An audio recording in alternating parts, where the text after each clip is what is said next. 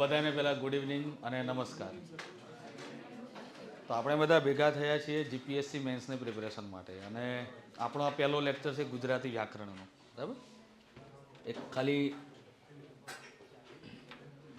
ચાલો. તો આમાંથી કેટલાક વિદ્યાર્થી કદાચ કોઈ ઓળખતું બી હશે, કોઈ ન પણ ઓળખતું હોય, ક્યાંક કોઈ જગ્યાએ કોઈ રીતે જોયા પણ હોય, અલગ અલગ વિષયની અંદર જોયા હશે. બરાબર, કોઈએ આ પહેલાં ક્યારે લેક્ચર મારો જોયેલો છે ખરો? સોશિયલ મીડિયા મારફત કોઈ પણ રીતે, યુટ્યુબથી? કોણે? ચાલો, હવે આજે આપણે જે ગુજરાતી વ્યાકરણ શીખી રહ્યા છીએ, પહેલાં તો સિલેબસની આપણે ચર્ચા કરી લઈએ. મારું નામ છે ચિરાગ જોશી અને આમ તો ઘણા અલગ અલગ સબ્જેક્ટ્સની અંદર મને જોયેલા છે કે ભાઈ, જેમ કે ઇન્ડિયન આર્ટ એન્ડ કલ્ચર હું ભણાવતો હોઉં છું. બરાબર, તો હાલ અત્યારે આપણે પ્રગતિ ફોરમમાં પણ ભણાવું છું. સાથે ગુજરાતી વ્યાકરણની વાત કરું તો બહુ ઓછા લોકોએ ગુજરાતી વ્યાકરણના મારા લેક્ચર્સ જોયેલા છે, જેમાં પૂરેપૂરા ક્યાંય ઓનલાઈન અવેલેબલ નથી. પણ જે આ ભણાવવા પાછળનો હેતુ છે કે આ વિષય સાથે મારું શું સંલગ્ન છે, હું કઈ રીતે સંબંધિત છું આ વિષય સાથે, તો મારો મેઇન વિષય જ સંસ્કૃત છે. અને અમે બધા જે સંસ્કૃત અભ્યાસ કરતા હતા એમાં પાણીની અષ્ટાધ્યાય ભણેલા છીએ, એટલે પ્રોપરલી વ્યાકરણ તમને અમે ભણાવીશું.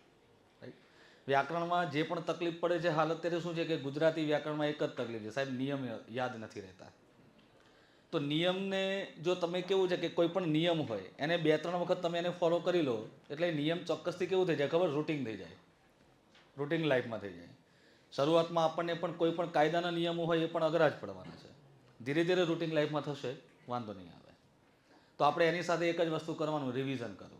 બીજી વખત જ્યારે આવો છો તો 10 એક્ઝામ્પલ એક્સ્ટ્રા સોલ્વ કરીને આવો.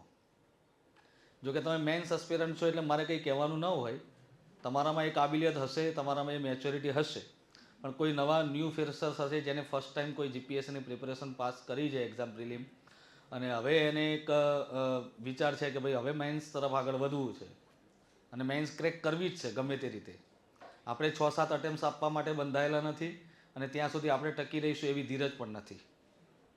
બરાબર, તો એ સાથે એ જજ્બા સાથે આપણે આજે આગળ વધીશું. એસટીઆઈની પણ એક અલ્ટિમેટ ડેટ આવી ગઈ છે એટલે વાંધો નહીં આવે, તો એના તરફ પણ તમે આગળ વધી શકો છો. વ્યાકરણની અને જીપીએસસી મેન્સની બંને રીતે વાત કરીએ તો કયા કયા ટોપિક આપણે કરવાના રહે છે?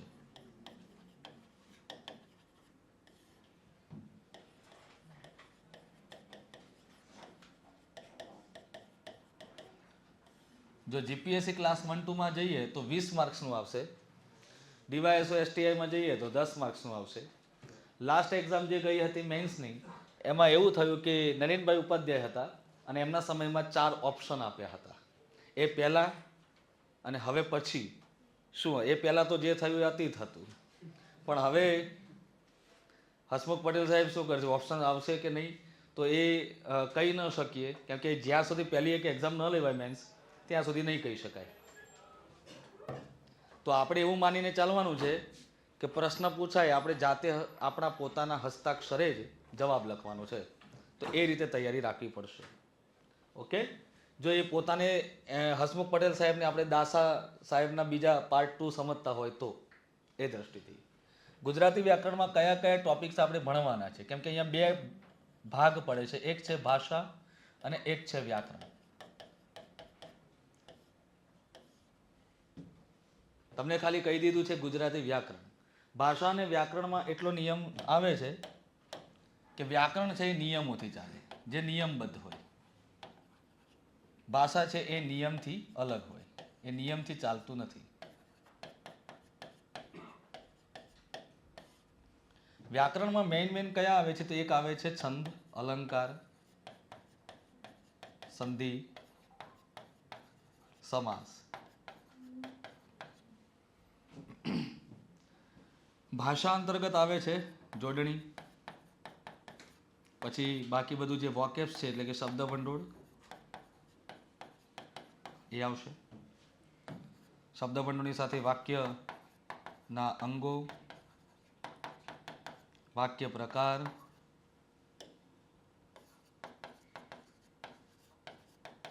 વાક્ય રચના, કે પ્રયોગ, આટલા ટોપિક આવે છે બરાબર. આ સિવાય તો લગભગ કોઈ ટોપિક આવતા નથી. જોયેલો છે ને સિલેબસ? આમાંથી કોઈ એવું ખરું કે સિલેબસ નથી જોયો મેથ્સનો?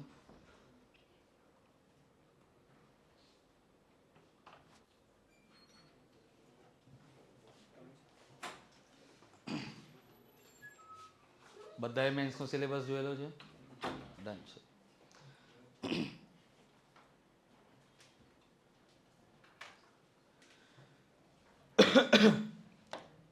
દરેક ટોપિક એકબીજાથી સંબંધ ધરાવે છે. એવો કયો ટોપિક છે જે આવડે તો જ છંદ આવડે? એવો કયો ટોપિક છે કે એવું કયું માધ્યમ છે જે આવડે તો જ અલંકાર આવડે? સંધિ જ્યારે જોડવાની થાય તો તકલીફ નહીં પડે, છોડવાની થાય ત્યારે તકલીફ પડે છે. અને સૌથી વધારે પરીક્ષામાં શું તકલીફ કરે છે? છોડવામાં. તો બસ, તો આપણે સંધિ છોડવામાં જ આપણે શીખવાનું છે. પણ કોઈ પણ વસ્તુને સંબંધ છોડતા પહેલા સંબંધને જોડતા શીખો. સંધિ એટલા માટે જ શબ્દ પડ્યો છે કે પહેલા બે રાજાઓ વચ્ચે પણ સંધિ થતી. ઓકે. પછી આવે સમાસ. તો સંધિનો વિગ્રહ કરતા આવડી ગયો એટલે સમાસનો વિગ્રહ કરતા આવડી જાય. સંધિ શીખતા પહેલા શું આવડવું જોઈએ? જે આપણે જાતે કરવાનું છે. કોઈ જગ્યાએ ભણાવતા પણ હશે જોડણી, પણ મને એવું લાગે છે કે જોડણી ભણાવવું એટલે સૌથી મોટું બોરિંગ કામ કહેવાય. બેટર ધેન છે કે આપણે એના કરતાં વધારે સમય શેમાં આપીશું? વાક્ય શુદ્ધિમાં. આ વાક્ય શુદ્ધિ શીખેલી હશે તો વાક્યના અંગો પણ આવડી જશે. એક સાથે એક તીરે બે નિશાન થશે. બરાબર. હવે ઘણા કહે છે સાહેબ 10 માર્કના 20 માર્કના આ પ્રશ્નની અંદર અથવા તો આ ટોપિક્સની અંદર આપણે આટલું બધું કરવું એના કરતાં બેટર છે કે આ 10 માર્ક્સને કે 20 માર્ક્સને સ્કીપ કરી દઈએ તો વધારે સારું રહે ને? શું લાગે છે? સૌથી વધારે ગેમ ચેન્જર ટોપિક આ છે. ગેમ ચેન્જર એટલા માટે કે જો 10 માંથી તમે 8 પણ લાવી દીધા કે 20 માંથી તમે 16 પણ લાવી દીધા, ઘણો બધો સ્કોર તમારો અપ થઈ શકે એમ છે.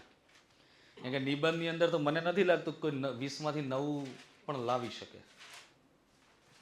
20 માંથી 9, અરે સોરી 15 માંથી 9 કે 20 માંથી 9 કે પછી કોઈ જગ્યાએ માનો કે આ પીએસઆઈ જેવી મેન્સની એક્ઝામ કોઈ દેતું હોય એમાં 30 માંથી કોઈ 10 15 એ લાવી દે તો આપણે જાણીએ. કેમ કે અત્યારે ટોપર્સના પણ તમે જોઈ શકો છો કેટલા છે નિબંધમાં માર્ક્સ, ક્યાંથી પૂછાશે, કેવી રીતે પૂછાશે, આપણે એની ડિમાન્ડ પણ નથી સમજી શકતા.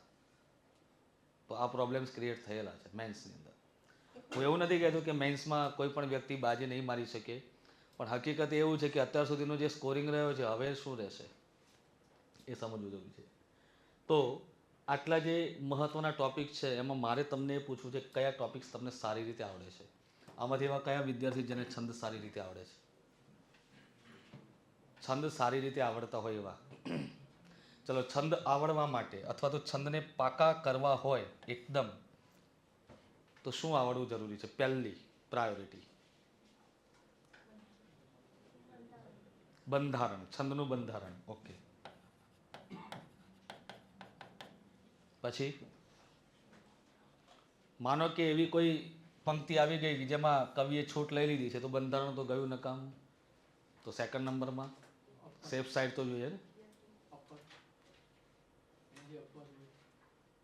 મીન્સ અપવાદ મીન્સ હા, એટલે જો પંક્તિમાં અપવાદ થયું તો પછી આપણે બંધારણ તો ભૂલી જવાનું. તો શું કરીશું? તમે કોઈ સેફ સાઈડ શોધી રાખી હોય તો મારે પહેલાં તમારી પાસે જ જાણવી છે. જો કોઈ ફર્સ્ટ ટાઈમ ભણી રહ્યો છે, કોઈ સાયન્સ બેકગ્રાઉન્ડ છે, કોમર્સ બેકગ્રાઉન્ડ છે, સ્વાભાવિક છે 10 ધોરણ પછી એનું વ્યાકરણ છૂટી ગયેલું હશે, હે ને? આમાંથી કેટલા એવા વિદ્યાર્થી સાયન્સ બેકગ્રાઉન્ડથી, એટલે એમાં એન્જિનિયરને બધું આવી ગયું, મૂળ સાયન્સ બેકગ્રાઉન્ડ હોય, બરાબર, મેજોરિટી છે. સંસદમાં બિલ પસાર થઈ શકે.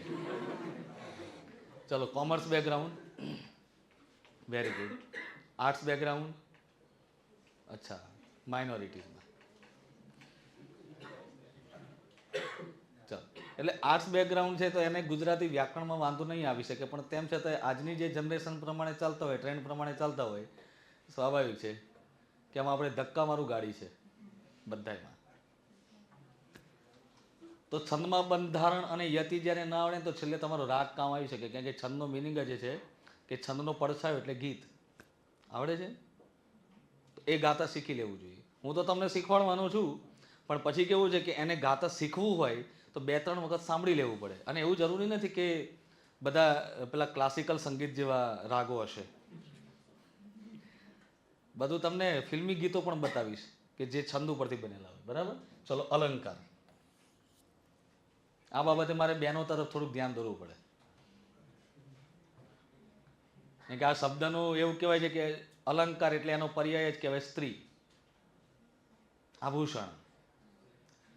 પુરુષો કેવું છે કે તમે બધા જેટલા પણ અહીંયા જેન્ટ્સ બેઠા છે, બરાબર, છોકરાઓ બેઠા છે, એ બધાના કપડાં જુઓ, બહેનોના કપડાના કલર જુઓ, તમને શું આમ ડિફરન્ટ લાગે છે?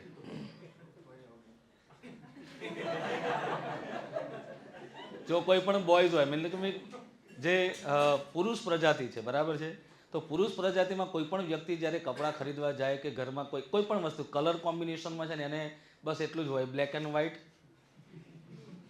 યલો, ઓરેન્જ, ગ્રીન, બસ પતી ગયું. ત્યાં એનું મગજ કામ કરતું બંધ થઈ જાય પછી કલર પર. પણ ત્યાં એવું કહેવાય છે કે ત્યાંથી નવી એક ઉર્જા અને નવો સૂર્યોદય બહેનોમાં થાય.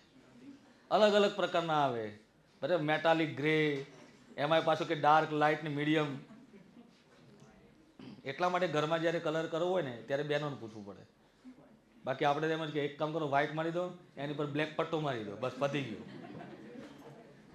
પણ કંઈક યુનિક કલર દેખાય ને ત્યાં સમજી લેવાનું કે આ બહેનોનો વિચાર હશે, એમની કલ્પના હશે. ઓકે, ચલો હવે હું જો શબ્દ ભંડોળ હું ભણાવવાનો નથી, તમારે જાતે કરવું પડશે.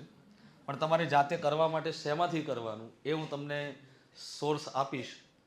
ભાષા નિયામક કચેરીના પુસ્તકો છે, લખો તો લખી શકો છો નામ.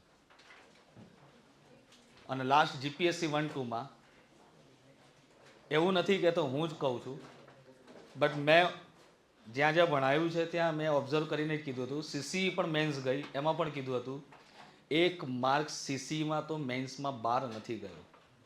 ભાષા નિયામક કચેરીના પુસ્તકમાંથી શુદ્ધા સમાસ પણ આવી ગયો. તો ભાષા નિયામક કચેરીના 3 પુસ્તક છે. નંબર 1 ભાષા સૌંદર્ય, નંબર 1 ભાષા સૌંદર્ય,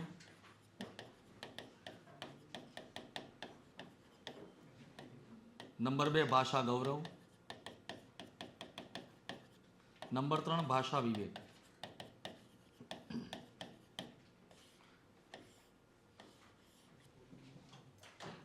શબ્દ ભંડોળ માટે બહુ સારામાં સારી છે. વ્યાકરણ માટે હું એટલું કહીશ કે વ્યાકરણ માટે કોઈ સારી તમને કોઈ લાગતી હોય પુસ્તક, તો તમે તમારા રીતે તમે એને પસંદ કરી શકો છો. એ ચાહે કોઈ પણ પબ્લિકેશનની હોય, હું એના માટે ન કહી શકું. કેમ કે એના માટે એવું કોઈ ગવર્મેન્ટ પુસ્તક બી નથી કે જે સારી હોય. જીસીઆરટી તો એવું કહેવાય કે નાનું બચ્ચું કહેવાય, એ તમારા માટે છે નહીં, એ મેન્સ માટે છે જ નહીં. ઓકે, પ્લસ બીજી વાત, વ્યાકરણ બહુ આની ઉપર વ્યાકરણનો ભરોસો ન મૂકતા હો. કે આ પુસ્તકો કોના માટે બનાવેલી છે પણ તમને કહી દઉં. આઉટ ઓફ સ્ટેટના જે પણ આઈએસ આઈપીએસ અહીંયા ગુજરાતમાં આવતા હોય ને, એમને ગુજરાતી તૈયાર કરવા માટે જ આ પુસ્તકો બનાવેલા છે. સો સંધિ અને સમાસમાં ભૂલો છે. શબ્દ ભંડોળ માટે વાંધો નહીં આવે, એ લોકો વધારે રિફર કરે છે. વાક્યના અંગો, વાક્ય પ્રકાર, એ બધું આપણે ભણીશું. શરૂઆત આજે વિચાર એવો છે કે સંધિથી કરું. કરીએ શરૂઆત? ઓકે. હા, આ 3 પુસ્તકો ક્યાં મળશે? તો ગૂગલ પર સર્ચ કરવાનું, ફર્સ્ટ સ્ટેપ. બરાબર, ગૂગલ પર જશો, ડાયરેક્ટ બીજે ક્યાંક જશો તો નહીં મેળ પડે. અને સેકન્ડ સ્ટેપ આવે છે કે ભાષા નિયામક કચેરી. કચેરીમાં નથી જવાનું, લિંક ઓપન કરવાની છે. ત્યાં જઈને તમે જશો તો ઈ બુક્સમાં જવાનું, જ્યાં તમને અઢળક પ્રકારની બુકો મળશે. પણ મેં તમને પહેલાં કીધું એ જ બુક ડાઉનલોડ કરજો. બાકી તો લગભગ 20 પ્રકારની પુસ્તકો છે. English two Gujarati, Gujarati two English ને ઘણી બધી છે. પણ આ 3 પુસ્તકો પહેલાં કરજો. કે આપણી પહેલી હંમેશા છે ને, જ્યારે તૈયારી શરૂ કરી એટલે એટલો બધો જુસ્સો હોય ને કે ઉકળતું લોહી સીધું ઉભરાઈને બહાર આવી જાય છે. કઈ રીતે તો એમ જ થાય કે આ બધા જ પુસ્તકો લાઈન મૂકી દો, પણ પછી મૂકી જ દેવાય, એ ખુલે નહીં. અને ખુલે તો 4-5 પાનામાં અનુક્રમણિકા વાંચીને જ આપણે ખુશ થઈ જાય, બસ સંતોષ થઈ ગયો મને. હવે ચાલો શરૂઆત કરીએ સંધિની.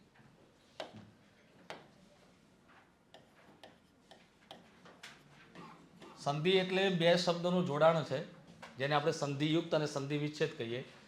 તો પરીક્ષામાં તમને કોઈ પણ રીતે એવું પ્રશ્ન પૂછાય સંધિ વિશે, એક આવે છે સંધિયુક્ત.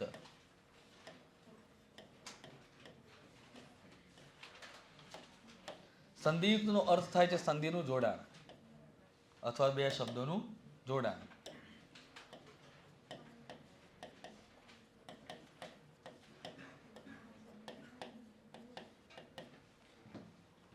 અને બીજો એક આવે છે સંધિ વિચ્છેદ.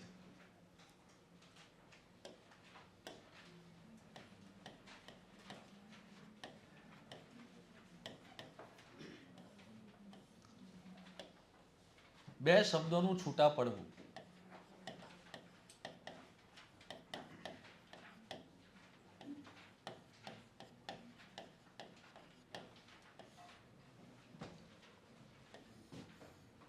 જો જીપીએસસી મેન્સ જેવી એક્ઝામ હશે તો સંધિના બે પ્રશ્નો હોય.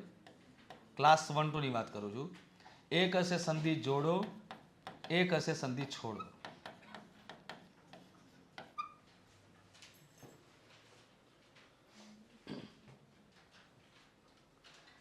જે મને જે એક્સપિરિયન્સ થયો છે એ પ્રમાણે આમ તો છંદ ને અલંકાર ને બધું આવડતું જ હોય છે, પરંતુ જ્યારે સેલ્ફ પ્રેક્ટિસ કરવાની થાય છે તકલીફ ત્યાં થાય છે.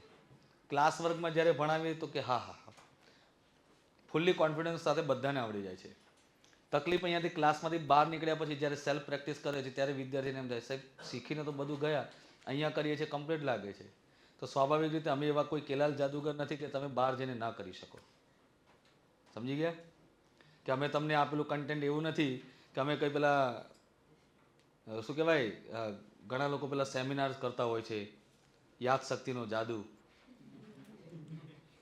પેજ નંબર હાથે આમ કહેવાય છે કે તમને 150 પેજની આખી બુક યાદ રહી જાય. તો સારું હતું યાર. તો મને એવું લાગે જીપીએસસીની તૈયારી કોઈ કરે જ નહીં, ડાયરેક્ટ સીધા સેન્ટ્રલ ગવર્મેન્ટમાં જ જાય જો એ રીતે હતું તો. પણ એ બધું કેવું છે, એ કેલાલ જાદુગર જેવું કામકાજ છે. અમે તમને સીધી અને સટ જે કહેવાય ને કે એક લાઈન હશે એ તમને દોરીને બતાવીશું. જેમ કે સંધિમાં જે તકલીફ પડે છે હું તમને કહું.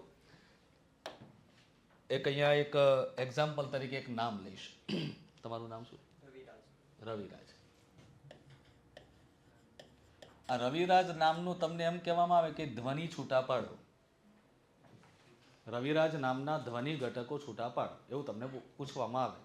સંધિ નથી પૂછી મેં. શું કીધું છે? ધ્વનિ ઘટકો છૂટા પાડો. જો એ આવડતું હોય તો સંધિમાં તમને વાંધો નહીં આવે. ટ્રાય કરો.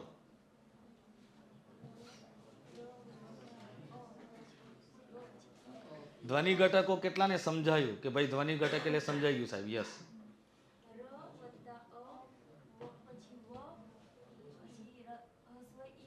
Very good.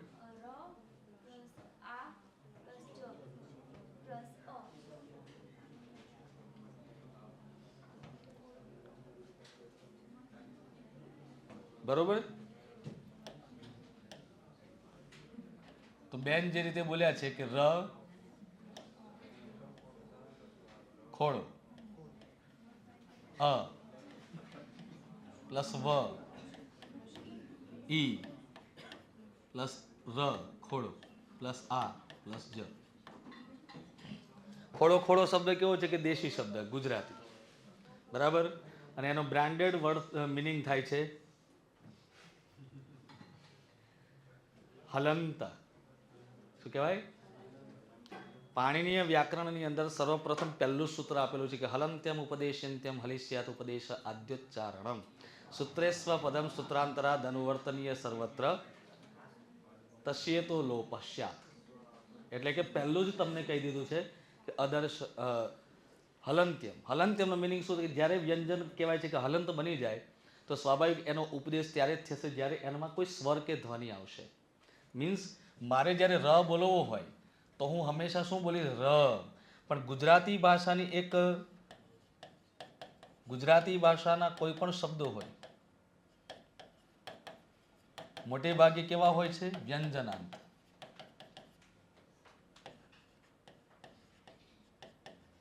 હું એક પ્રાથમિક તમને સમજણ આપું છું, બાકી મારે તો તમને સંધિ જ ભણાવવાની છે, રાઈટ? ગુજરાતી ભાષાના શબ્દો કેવા હોય છે? મોટે ભાગે વ્યંજનાંત. અહીંયા રવિરાજભાઈનું નામ છે ને, હું રવિરાજ કહીશ. રવિરાજ એવું નહીં બોલવું, સમજી ગયા? પાછળ અ નહીં બોલવું. તો છેલ્લો શબ્દ કેવો છે? લખાય છે આખો, બોલાય છે અડધો. રવિરાજ. પણ પછી કેવું છે કે ગુજરાતમાં છો, હવે ગુજરાતને છોડીને માનો કે તમે અમુક રાજ્યમાં જાઓ, તો સાઉથમાં, પંજાબમાં, ત્યાં પાછું કહે અય રવિરાજ, તો પંજાબી રહી ગયું. તો એ જ વસ્તુ તમે સાઉથમાં જાઓ તો પાછું ત્યાં અ વધારે આખો બોલાશે, અય રવિરાજ. કેવું લાગે ને આમ? તો કેવું છે કે ભાઈ ગામે ગામે, બાર ગામે બોલી બદલાય છે. આ તો બાર ગામની વાત છે, આ તો છે કે આખું રાજ્ય બદલાઈ ગયું. રાજ્ય બદલાઈ ગયું એટલે કે આખો એક દેશ બદલાઈ ગયો કહેવાય. પ્રદેશ બદલાઈ ગયો, વેશભૂષા, ખાણીપીણી, દર 33 કિલોમીટરે સંસ્કૃતિ બદલાય, બરાબર? તો એ રીતે નામમાં ઉચ્ચારણ પણ બદલાય. તો આપણી ગુજરાતી ભાષા વ્યંજનાંત પણ છે, અને કોઈ પણ ધ્વનિ ઘટકો છૂટા કરી શકો. તો હવે મારે તમને સંધિ ભણાવ્યું હોય ને તો મને હવે અઘરું નહીં પડે. કેમ? ચલો હું એક ઉદાહરણ આપું છું.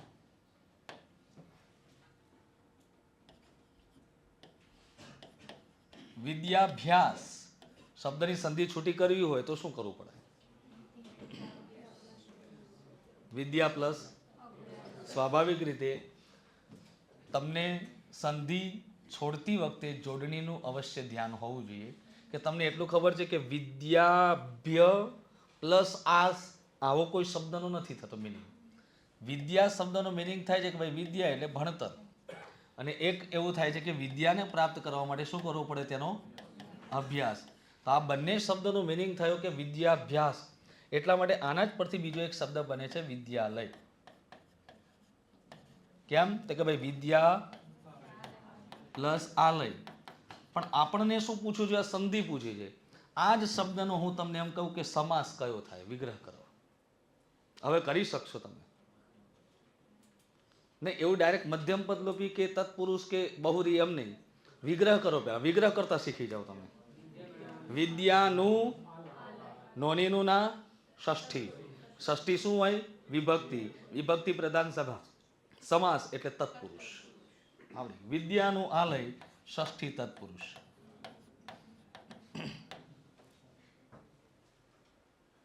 એક લેક્ચરમાં લગભગ મને લાગે ત્યાં સુધી હજી 15 મિનિટ કે અડધો કલાક આપણે થયો છે. હજી અડધો કલાક બી પૂરો નથી થયો, અને આપણને સમાસનો વિગ્રહ કરતા આવડી ગયો અને સંધિ છૂટી પાડતા આવડી ગયું.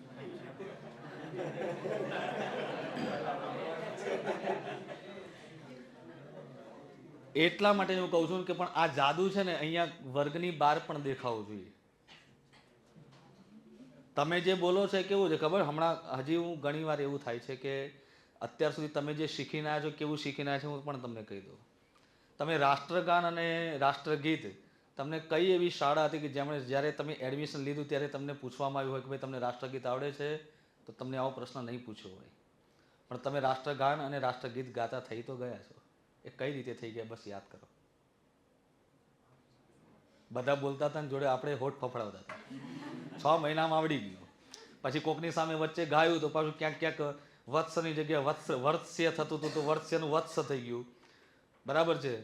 આ બધા શબ્દો થઈ ગયા. જેને ઘન થઈ ગયું તો ઘનની જગ્યાએ ગણ થઈ ગયું. પછી આવડી જાય. ભૂલ તો કરો પહેલા, તો ભૂલ સુધરે ને. બરાબર? બહાર જઈને ભૂલ કરી એના કરતાં બેટર છે ક્લાસમાં કરી લો. એટલે હવે બોલજો. બાકી કહેવતો 2 પ્રકારની છે. ના બોલ્યામાં 9 ગુણ. પણ વિરોધી એની જ કહેવત છે કે બોલે એના બોર વેચાય. બરાબર? પછી રવિ પોતે એમ કે રવિને પોતાનો તડકો ન ગમે જાય ક્યાં? તો એને તો રાજ કરવું છે, એનો તો ગમે ત્યાં જવું પડશે ભાઈ. બરોબર? તો આ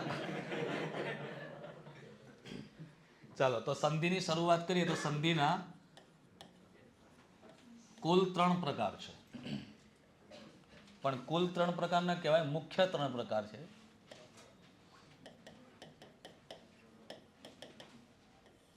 લગભગ બધાને ખબર જ છે કે જ્યારે પહેલા શબ્દનો છેલ્લો અને બીજા શબ્દનો પહેલો સ્વર છૂટો પડે સંધિમાંથી અને એ બંનેનો મિલાપ થાય તો એને સ્વર સંધિ કહેવાય.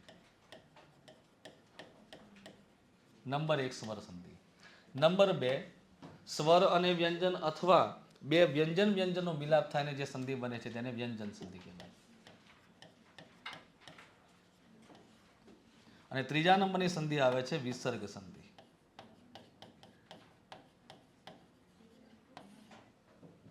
પહેલા શબ્દને છેડે વિસર્ગ આવે, બીજા શબ્દના પહેલાની શરૂઆત કાં તો વ્યંજન કાં તો સ્વરથી થતી હોય તો એને વિસર્ગ સંધિ કહેવાય. વિસર્ગની વાત કરીએ તો વિસર્ગ બાબતે આખી સંસ્કૃત જે ભાષા છે ને સંસ્કૃત ભાષા આના ઉપર ટકેલી છે. વિસર્ગના ઉચ્ચારણમાં પણ ઘણી બધી અસમંજસતાઓ છે. જેમ કે અ હોય અને એની પાછળ વિસર્ગ હોય તો એને અહ કહેવાય. આની પાછળ વિસર્ગ હોય તો એને આહા કહેવાય. સ્વર જેવો એવો જ વિસર્ગનું ઉચ્ચારણ થાય.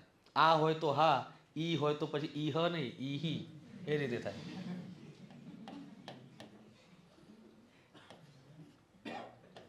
દીર્ઘ હોય તો ઈહી. અમુક પ્રદેશની બોલીમાં તફાવત થઈ જાય પાછો. પછી એ જ રીતે ઉ અને દીર્ઘ ઉ તો ઉહુ, દીર્ઘ હોય તો ઉહુ. બહુ મજા છે ભાઈ, સ્વરો વ્યંજનો આ બધા ભણવામાં જ મજા છે ઘણી. પછી એ હોય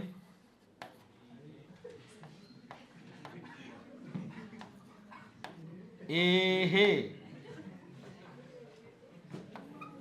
અઈ હોય અને એની સાથે વિસર્ગ હોય તો અઈ હી.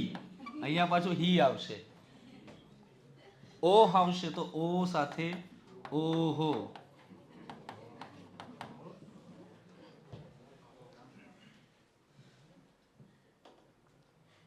અને ઔ આવે તો ઔ હૌ એવું ના આવે. જેમ એ અઈ સાથે શું થઈ ગયું, હી થઈ ગયું. ઔ સાથે હુ આવે, ઔ હુ.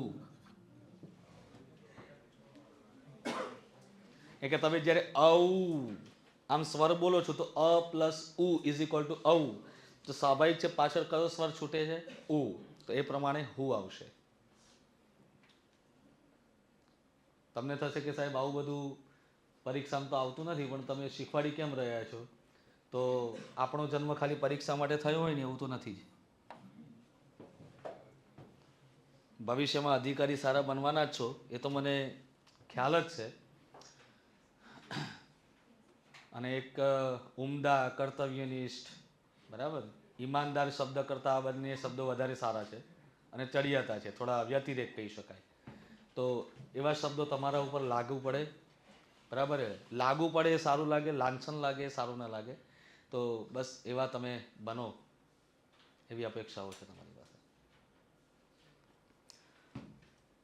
ડિસિપ્લિનથી ભણવાનું, લાઈફમાં ડિસિપ્લિન જરૂરી છે. આજકાલ ઘણા લોકો એવા મોટિવેશન આપી રહ્યા છે કે એવું જરૂરી નથી, મોજ મજા બી હોવી જોઈએ, પણ એ ક્લાસમાં ન હોય, આપણા ભણતા હોય ત્યારે ભણતરમાં ન હોય, બરાબર. એનો પછી એક અલગ સમય હોય. જરૂરી છે એવું હું નથી કહેતો કે નથી જરૂરી, જરૂરી, પણ અધર ટાઈમ. લખાઈ ગયું છે આ? ઓકે. સંધિમાં પહેલાં આપણે લઈએ છીએ સ્વર સંધિ.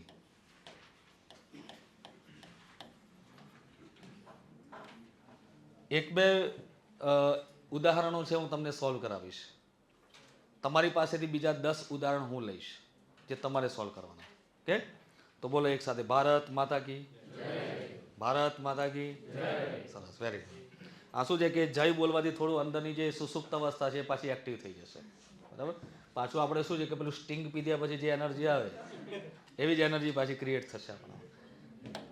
નંબર 1, સ્વર સંધિના ટોટલ 5 પ્રકાર છે. નંબર 1 આવે છે સવર્ણ સંધિ, અથવા તેને તમે દીર્ઘ સંધિ પણ કહી શકો છો. બીજા નંબરની અંદર આવે છે ગુણ સંધિ. ત્રીજા નંબરમાં આવે છે વૃદ્ધિ સંધિ.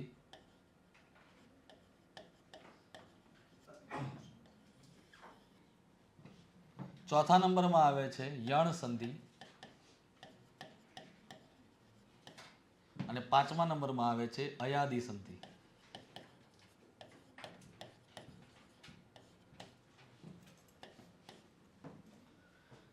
તમને હું સ્વર બારાક્ષરી પૂછતો નથી, પણ સ્વર વ્યંજન આવડે ખરા? કેટલા સ્વરો છે ગુજરાતીમાં? કુલ સ્વરો, હા, કુલ. બરોબર છે બેન, 13. સરસ. કયા કયા છે? કોઈ ખાલી એકવાર બોલી તો જુઓ. અ, આ, ઈ, ઉ, રૂ, એ, ઐ, ઓ, ઔ. સરસ, આવડે છે. હો. હવે વ્યંજન આવડે છે? વ્યંજનની સંખ્યા કેટલી છે? 36 કે 34 કે 33? ચલો 33 વાળા હાથ ઊંચા કરે. હજી તો અધિકારી નથી બને એટલે હાથ તો ઊંચો કરાવવો જ પડે ને.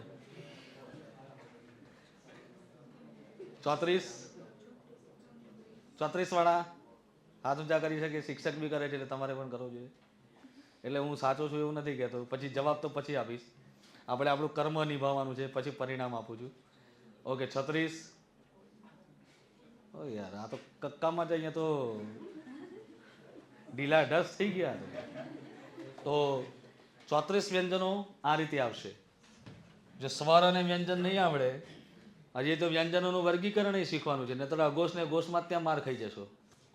ઓકે, તો ટોટલ 13 સ્વર છે. અ, આ, ઈ. જો રસ્વ અને દીર્ઘમાં આટલો ફરક છે. તમારે લખતી વખતે હંમેશા સામાન્ય ટર્નિંગ આવે, વધારે નહીં આપવાનો વળાંક, તો એ રસ્વ કહેવાશે. દીર્ઘ અ, આ, ઈ, ઉ, રૂ આવે પછી એ, ઐ, ઓ, ઔ અને અહ. એટલે એક આવે અનુસ્વાર, એક આવે વિસર્ગ. આ થયા કુલ 13 સ્વર.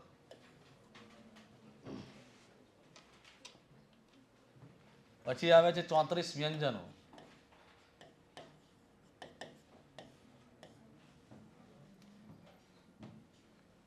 ચોત્રીસ વ્યંજનોમાં કયા કયા વ્યંજન આવે? તો ક, ખ, ગ, ઘ, અંગ, ચ, છ, જ, ઝ, ય, ટ, ઠ, ડ, ઢ, ણ, ત, થ, દ, ધ, ન, પ, ફ, બ, ભ, મ, ય, ર, લ, વ,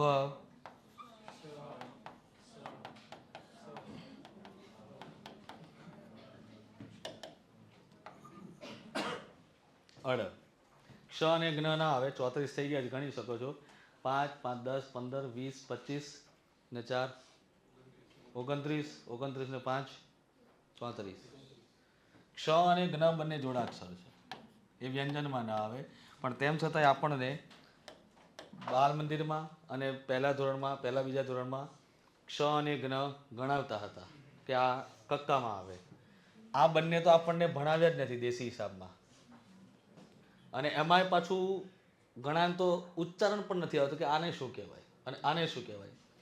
ગુજરાતની અંદર, ગુજરાતની વાત કરું છું, ગુજરાતની અંદર 70% પ્રાધ્યાપકો અને 90% અધ્યાપકો એટલે કે પ્રોફેસર એન્ડ ટીચર્સ આનું ખોટું રોંગ ઉચ્ચારણ કરે છે. આને બોલે છે અંજ. તો હવે હું તમને એક ઉદાહરણ સાથે બતાવીશ. પહેલા તો ક્ષ છે, તો ક્ષ કઈ રીતે બને? ક પ્લસ શ પ્લસ અ. હવે જ્ઞ કઈ રીતે બને છે? તો આ જેને જ્ઞ કહી છે, જ્ઞ નથી.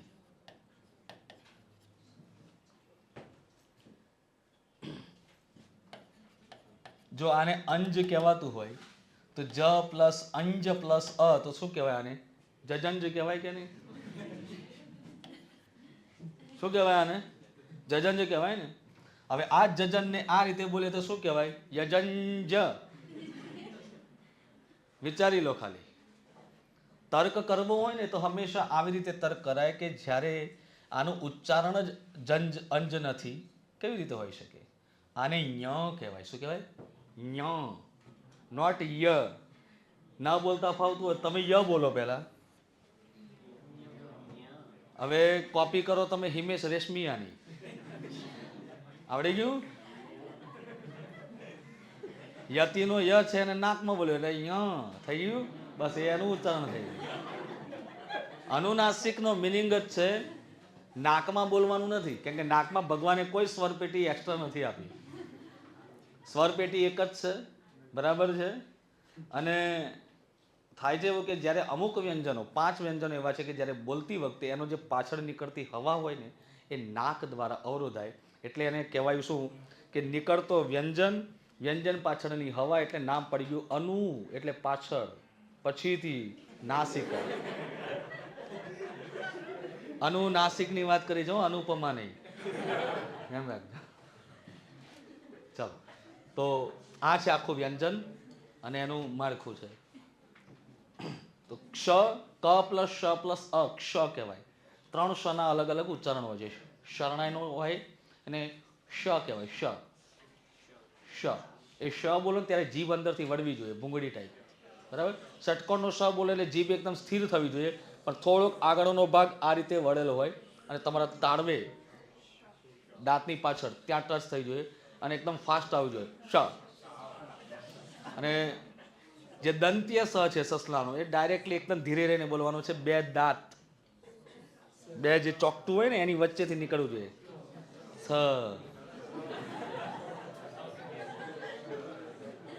બાકી અત્યાર સુધી આપણે એવું જ કહ્યું શકોરાનો સ, ષટકોણનો સ, સસલાનો સ. ચાલો, કઈ વાત નહીં, આવડી જશે ધીરે ધીરે. અધિકારી બનતા પહેલા તો આવડી જશે. સ્વર સંધિની વાત કરીએ તો સ્વર સંધિમાં પહેલો જ આવે છે સવર્ણ સંધિ.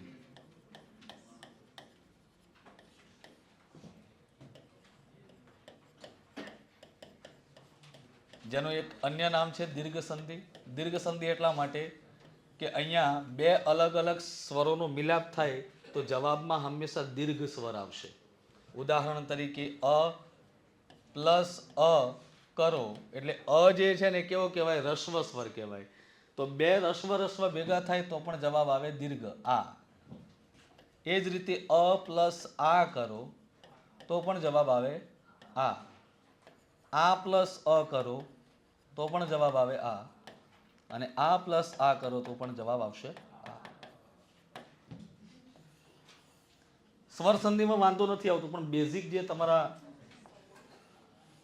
નિયમો છે, વ્યંજન અને વિસર્ગ સંધિને સમજવા માટે સ્વર સંધિ તમારે પહેલી વ્યવસ્થિત ભણવી પડશે. સ્વર સંધિમાં જો તમારું આમ ગયું ને તો ધ્યાન રાખજો, વ્યંજન અને વિસર્ગ બાઉન્સ જશે. તમારી પરીક્ષામાં વ્યંજન સંધિ, વિસર્ગ સંધિ જ વધારે પૂછાય છે અને એ જ તમારો માર્ક લઈને જતું રહે છે. એ તમને માર્ક અપાવશે. જ્યારે હું તમને નિયમ ભણાવીશ તો નિયમમાં અમુક છૂટછાટ પણ તમને બતાવીશ, કારણ કે સંધિ શેનો વિષય છે એ પણ પહેલા કહી દઉં. સંધિ એ નિયમ કે આંખનો વિષય નથી, સંધિ એ બોલવાનો વિષય છે. અને તમારે નોટ ડાઉન કરો તો કરી શકો છો કે સંધિ છૂટી પાડવી હોય, સંધિ છૂટી પાડવા માટે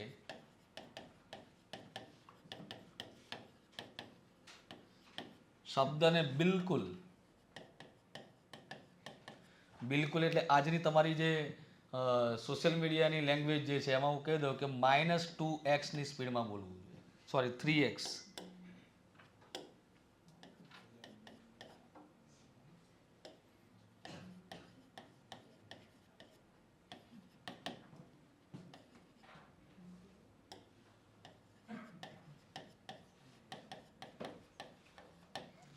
બી મારા માટે તો વધારે જ કહેવાય. અને જો સંધિને જોડવી છે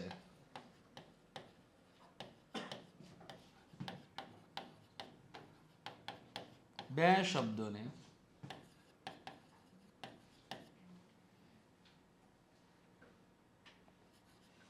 +4x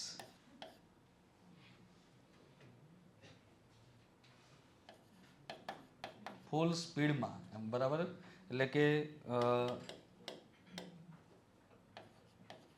વધુ ઝડપથી બોલશો. હવે જે શબ્દો બોલવાથી જોડાઈ જાય, બોલવાથી છૂટી જાય, અને વિચાર કરો ને આપણે એમાં નિયમમાં બંધ થઈ ગયા. બોલો, આ વસ્તુ આ છે, પણ રેગ્યુલર લાવવું પડશે ને. એકવાર રૂટિનમાં લાવી દીધું તો તમે બોલશો કે જવાબ આપશો નહીં, તમે શીખવાડતા થઈ જશો કોકને સંધિ. એ રીતે જેટલા પણ વિદ્યાર્થીઓ છે, હું એવું નથી કહેતો કે હું બેસ્ટ ભણાવું છું કે બેટર ભણાવું છું, પણ હું કોશિશ કરું છું કે વિદ્યાર્થીના મગજમાં ઉતરી શકે. અને વિદ્યાર્થીના મગજમાં ઉતરે એટલે બહુ થઈ ગયું, મારે બીજા કોઈનામાં નથી ઉતારવું. પણ પ્રોબ્લેમ એ જ થાય છે કે સંધિમાં ઘણા ભણાવે ખરા, પણ સમજણ નથી પડતી. અને ઉપરવાળાનો હંમેશા, અને મારા ગુરુજનોનો એ જ ઋણી છું કે એમણે એવી રીતે સંધિ ભણાવી કે ખુદ પાણીની આવીને ભણાઈ ગયા હોય એવું લાગે. તો એ રીતે ટ્રાય કરું છું. સંધિ બોલવાનો જ વિષય છે, એટલા માટે મેં તમને કીધું બોલો. જોડણી આંખનો વિષય છે, તો જોડણીની આંખનો વિષય હોય તો પછી મારે બોલીને સમજાવવાની જરૂર નથી. જાતે કરો, 5-6 વખત તમે કોઈ પણ શબ્દને જોઈ જાઓ, ખબર પડી જ જાય કે આ રીતે લખાય આવે, ક્યાં રસોઈ ક્યાં દીર્ઘ આવે. આ એક બેઝિક તમારા ફંડામેન્ટ્સ છે જે તમારી સ્વર સંધિ કે સવર્ણ સંધિ દીર્ઘ સંધિને આગળ લઈ જઈ શકે. હું કેટલાક ઉદાહરણો તમને બતાવી દઉં કે કઈ રીતે સંધિ શીખી શકાય.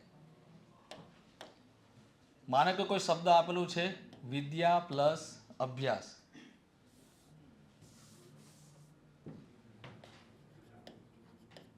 વિદ્યા પ્લસ અભ્યાસ, એ તમે તરત કહેશો કે વિદ્યાભ્યાસ, પણ વિદ્યાભ્યાસ થયો કઈ રીતે? તો કોઈ પણ વ્યંજન હોય, હવે હું દ્યને ખોડો કરી નાખું તો એમાંથી કયો સ્વર દેખાય છે, સંભળાય છે તમને? આ વિદ્યા. તો પાછળ આ સ્વર સંભળાય છે, તો આને હું બહાર કાઢી લઈશ. પ્લસ અભ્યાસ. હવે નિયમ પ્રમાણે તમે જુઓ તો કે અ પ્લસ અ ઇઝ ઇક્વલ ટુ અ પ્લસ આ ઇઝ ઇક્વલ ટુ આ પ્લસ અ ઇઝ ઇક્વલ ટુ આ. તો અહીંયા આ પ્લસ અ ઇઝ ઇક્વલ ટુ આ મેથ્સ પેટર્ન કહેવાય. કે હવે વ્યાસ શબ્દ છે એને પાછળ મૂકી દો, જે વધેલા છે, જેને ઉડાડી દીધા છે તો હવે ગયા, એ પાછા નહીં આવે. અહીંયા વિધ શબ્દ છે એને હું આગળ મૂકી દઈશ. ખોડો છે આ દ્યમાં, હું આ મતલબ કે એનું મિલન કરાવી દઈશ, દ્ય અને આ, બરાબર.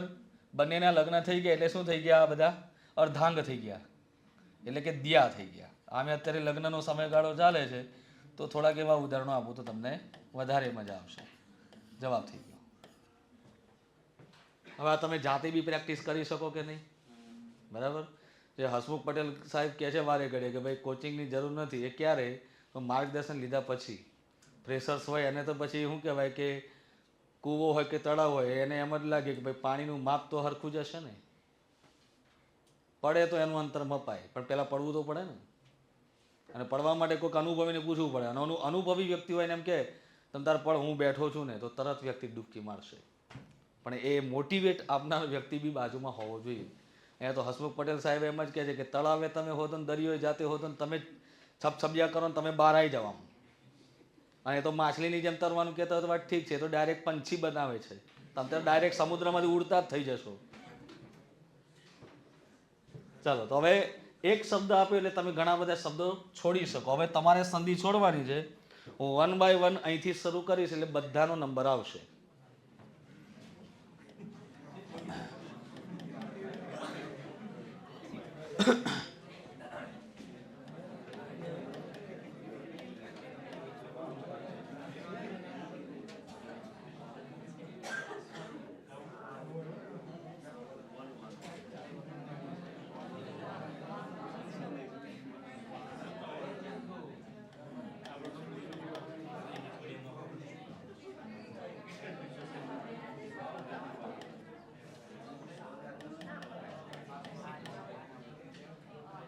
તમે પણ તમારી નોટબુક્સમાં આ એક્ઝામ્પલ ઉતારવાનું ચાલુ કરી દેજો.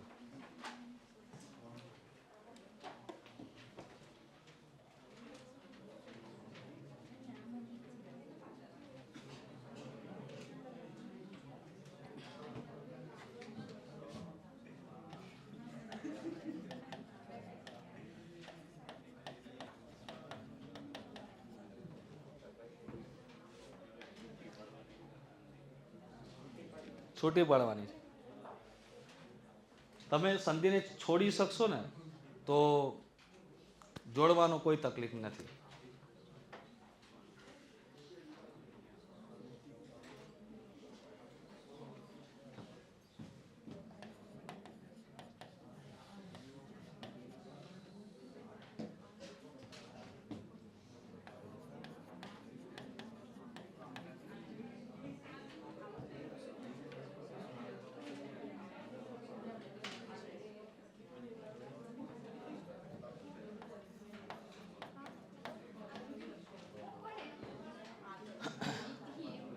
ચાલો થોડું વાતો ધીરે ધીરે કરજો, કેમ કે તમે વાતો કરશો તો પછી અમારે બીજા કોઈને તો આદર્શવાદના પછી ઉદાહરણો મારે કોને આપવા કહો. બરાબર, તમે બધા આદર્શ બનવાના છો, કોઈના માટે આઈડલ બનવાના છો. ભવિષ્યમાં તમે સારા ટોપ રેન્કમાં આવ્યો તો તમને અહીંયા આ સ્ટેજ ઉપર ઊભા કરીને બીજા વિદ્યાર્થીઓ જે આવવાના છે એમને અમે કહીશું કે જો ભાઈ અહીંયા વિદ્યાર્થી કઈ રીતે તૈયારી કરી ચૂકેલા છે. પછી એમ કહેશો કે બસ અમે તો બેઠા બેઠા બસ વાતો કરતા હતા, મોજ કરતા હતા. આ બધું તો મોહમાયા છે. બરાબર, ચંદીનો કી ચાંદની ફીર અંધેરી રાત. સ્વાભાવિક રીતે મજા પણ કરીશું. તમારી અવસ્થા હું જીવીને આવેલો છું, એવું તો એકદમ જન્મની સાથે શિક્ષક નથી બનેલો, પણ જરૂરી છે.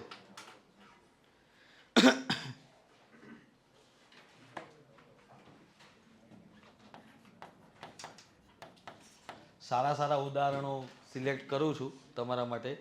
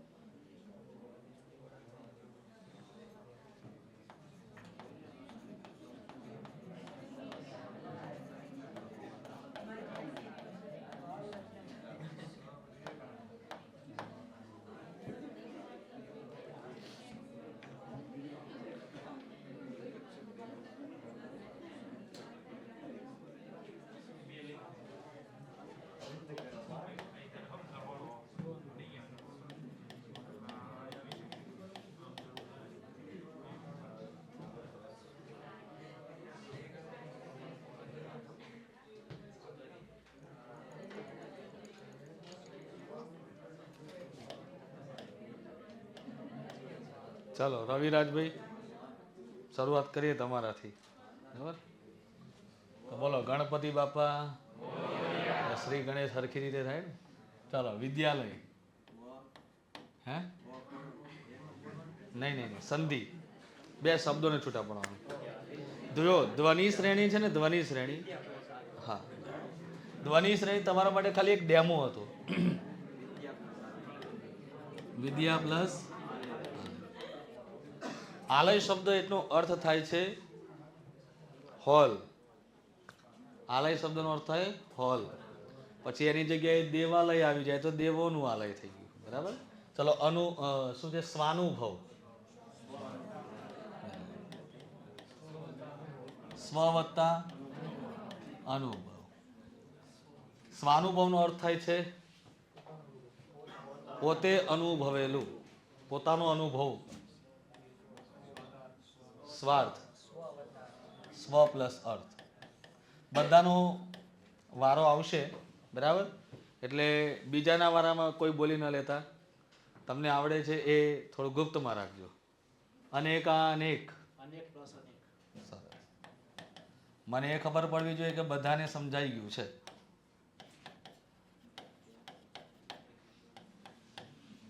વિદ્યાર્થી, વિદ્યા પ્લસ અર્થી.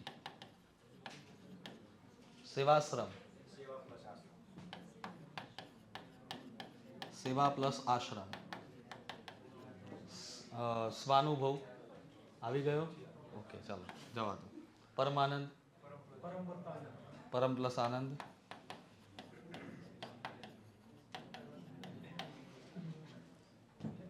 ઓકે,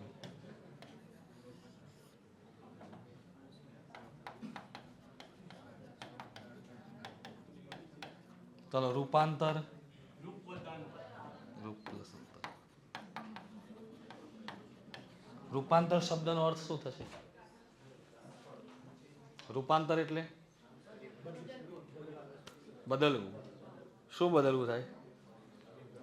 સંસ્કૃતનું ગુજરાતીમાં રૂપાંતર થાય તો એને રૂપાંતર નહીં, એને ભાષાંતર કહેવાય. ધ્યાન રાખવાનું, મેઇન્સમાં ઘણીવાર શબ્દોની માયાજાળમાં જ તમે ફસાઈ જાઓ છો. જેના તમારા માર્ક્સ 10માંથી 7 આવવા જોઈએ એની જગ્યાએ 3-4માં એનું ભરાઈ જાવ છો. ઓકે, રૂપાંતર ભાષાંતર અલગ છે. અને એક વિદ્યાર્થી હમણાં પ્રશ્ન પૂછ્યો હતો કે ગુજરાતીમાં સારું એવું શબ્દ ભંડોળ વધારવા માટે, સારું લખાણ કરી શકે એના માટે કયું ન્યૂઝપેપર વાંચવું જોઈએ? તો ગુજરાતી માટે, ગુજરાતી ભાષાની વાત કરું છું, તો કટારો વાંચવો હોય તો દિવ્ય ભાસ્કરમાં વંચાય, બરાબર, 6ઠ્ઠા પાના પછીનું. અને ભાષામાં તમારે સારી વિવિધતા લાવવી હોય તો ગુજરાત સમાચાર,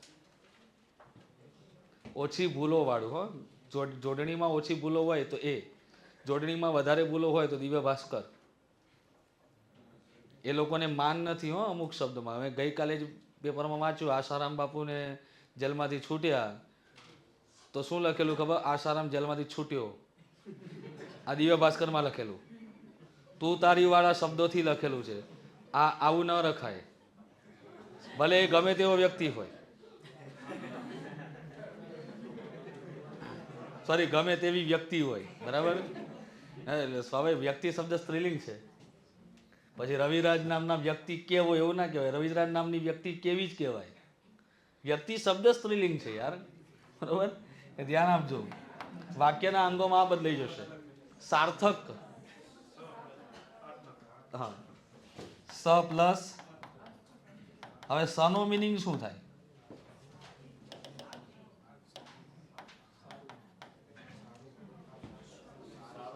સ એટલે સારું કે સાચું?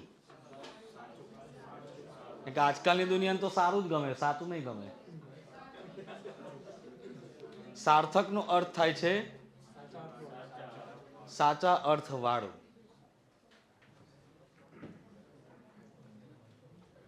સ ઘણી બધી જગ્યાએ પોતાનું કહેવાય ને કે રૂપ બદલી શકે એમ છે.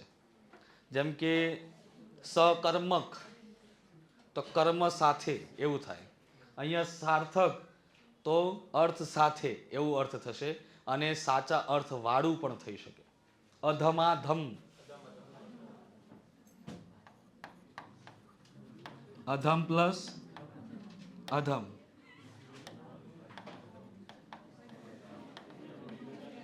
નાસ્તિક, વેરી ગુડ, ન પ્લસ આસ્તિક. નકારાત્મક પદ આવી જાય. અને આ એક નિયમ છે કે જ્યારે કોઈ પણ વાક્ય રચના લખતા હોય ત્યારે જ્યારે કોઈ વાક્યને નકારાત્મક આપવું હોય તો એ ક્રિયાપદની પહેલા નકારાત્મક પદ મૂકવું જોઈએ. બાકી પછી લખો તો તમારું વાક્ય રચનાની શુદ્ધિ જે જળવાશે નહીં. વિવેકાનંદ, યસ. તો આપણે જે ક્લાસમાં આનંદ મેળવવાનો છે એ આ રીતે મેળવવાનો, વિવેકથી.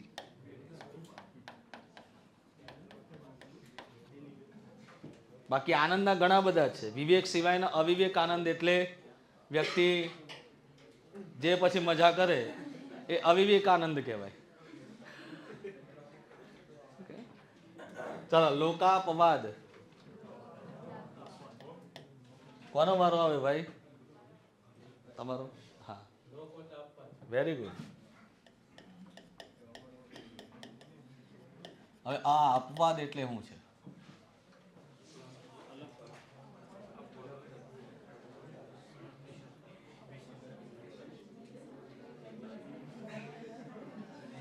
જો અહીંયા સ્વર સંધિ છે, સાંભળજો, સ્વર સંધિ છે. અહીંયા જે પહેલો શબ્દ અને છેલ્લો શબ્દ જે આવે છે એનો પહેલો અક્ષર અને મતલબ કે પહેલા શબ્દનો છેલ્લો અને બીજા શબ્દનો પહેલો અક્ષર, અહીંયા સ્વર સંધિ હોય એટલે ક્યારેય ખોડો ન આવે. ધ્યાન આપજો, સ્વર સંધિમાં એકેય અક્ષર અહીંયા ખોડો ના આવે. એ ખોડાવાળી જે પ્રથા છે ને એ બધી પ્રણાલીઓ વ્યંજન સંધિમાં આવે. ડન? ચલો, આ એક સામાન્ય તમને નિયમ કહી દીધો. લોકાપવાદ, લોકો અમુક બાબતોમાં ખબર છે અપવાદ લાવી દે, જેને આપણે શું કહીએ છીએ? ખોટી ખોટી માન્યતા, એને કહેવાય લોકાપવાદ. આવા બધા શબ્દો છે ને આપણે મેન્સની અંદર વાપરવાના છે. અપવાદનો પર્યાયનો અર્થ, અપવાદનો પર્યાય થાય ભૂલ ભર્યું. જેમ કે ધર્મ શબ્દ છે, ધર્મ પરથી શબ્દ શું આવી ગયો? અપભ્રંશ. અને અપભ્રંશ શબ્દ કયો આવ્યો? અપભ્રંશનો અર્થ શું થાય છે? બોલવામાં ક્યાંક મિસ્ટેક થઈ ગઈ હોય. તો જ્યારે શબ્દમાં કોઈ અપવાદ થયો હોય તો એને અપવાદ નહીં, એને અપભ્રંશ કહેવાય, જેનો થાય છે ધર્મ. મિનિંગ તો એક જ થાય છે, પણ અપવાદ કોને કહેવાય? ધર્મની જગ્યાએ તમે એમ કહી નાખો ધર્મ અથવા ધરણ. કેમ? તો કે ભાઈ અમારા ઘરડા બોલતા હતા. આ અપવાદ કહેવાય, ખોટી માન્યતા છે. સમજ્યા? તો આ જ્યારે અપવાદ હોય ને તો એની પાછળ અંધશ્રદ્ધા હોય. અપભ્રંશ હોય તેની પાછળ અંધશ્રદ્ધા નહીં હોય, તેની પાછળ નાસ્તિક હોય. કઈ રીતે નાસ્તિક? તો ઘણા લોકો કે નાસ્તિક એટલે ખરાબ. નાસ્તિકનો મિનિંગ શું થાય છે? કોઈ શબ્દને વ્યવસ્થિત મિનિંગ સમજ્યો નથી ને એટલા માટે એ વ્યક્તિને નાસ્તિક કહી શકાય. બરાબર? દરેક શબ્દોનો અલગ અલગ પર્યાય હોય છે. ચલો આગળ વધીએ છીએ. અને જો લખાઈ ગયું હોય તો લખાઈ ગયું. હવે સવર્ણ સંધિનો જ બીજો નિયમ આવે છે.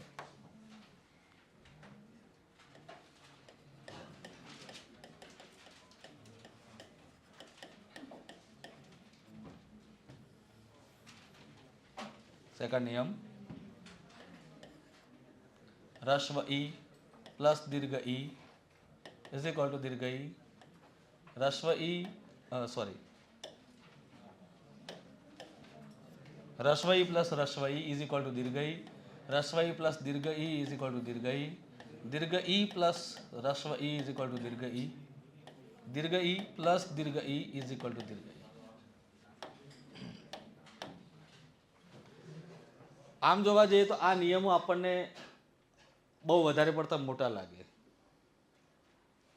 તો છેલ્લે એને શોર્ટમાં આ રીતે યાદ રાખી શકાય કે રસ્વ ઈ હોય કે દીર્ઘ ઈ હોય પ્લસ રસ્વ ઈ કે દીર્ઘ ઈ હોય ઇઝ ઇક્વલ ટુ દીર્ઘ ઈ આવવાનું છે. આ શોર્ટ રૂલ્સ થઈ ગયો. સમજાય કઈ રીતે? તો પહેલા શું કીધું? રસ્વ ઈ પ્લસ રસ્વ ઈ દીર્ઘ ઈ. રસ્વ ઈ પ્લસ રસ્વ ઈ ઇઝ ઇક્વલ ટુ દીર્ઘ ઈ. રસ્વ ઈ પ્લસ દીર્ઘ ઈ ઇઝ ઇક્વલ ટુ દીર્ઘ ઈ. દીર્ઘ ઈ પ્લસ રસ્વ ઈ ઇઝ ઇક્વલ ટુ દીર્ઘ ઈ. દીર્ઘ ઈ પ્લસ દીર્ઘ ઈ ઇઝ ઇક્વલ ટુ દીર્ઘ ઈ. આ રીતે થશે. તો બોલો ભારત માતા કી જય. સરસ.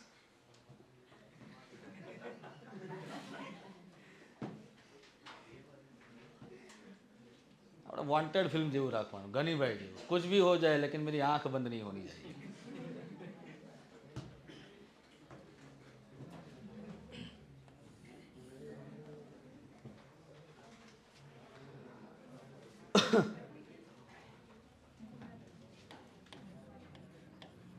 હરિ વત્તા ઇન્દ્ર. જ્યારે પણ ઇન્દ્ર શબ્દ લખો, ઇન્દ્રમાં ઈ હંમેશા રસ્વ આવે. જ્યારે પણ તમે હરિ શબ્દ લખો છો તો હરિમાં પણ રી રસ્વ આવે. હવે જે માયાજાળ છે ને અહીંયા આવી ગઈ, અહીંથી શરૂ થશે થોડી થોડી. જેમ કે રને તમે કરી નાખો ખોડો એટલે એમાંથી ઈ બહાર આવી ગયો પ્લસ ઇન્દ્ર. જ્યારે કોઈ સંધિ ના સમજાય ત્યારે તમે આ રીતે છૂટા પાડી અને એનો પદચ્છેદ કરીને સંધિને જોડો. થોડી થોડી તમે ખુદ સમજી શકશો. પ્રેક્ટિસ નહીં કરો તો નહીં ખબર પડે. આ હકીકત છે. હવે રસ્વ ઈ પ્લસ રસ્વ ઈ કરી નાખો દીર્ઘ ઈ, અને બે ઈની જગ્યાએ દીર્ઘ ઈ આવી ગયો તો આ બંનેને કાઢી દેવાના. પાછળ મૂકીને દ્ર, અહીંયા મૂકી દઈએ હર. હવે આ રખોડો છે એટલે આમાં સ્વર તો આવી જ જવાનો છે, કેમ કે વ્યંજન અને સ્વરનો મિલાપ થાય એટલે એવું કહેવાય છે કે આ છે શરીર અને આ છે આત્મા. બરાબર? અને જ્યારે જ્યાં સુધી આત્મા બહાર નીકળી જાય તો શરીર અલગ પડી જાય, આત્મા અલગ છે. પણ બંનેને એક કરી નાખીએ તો રી થઈ ગયો કેવો? દીર્ઘ.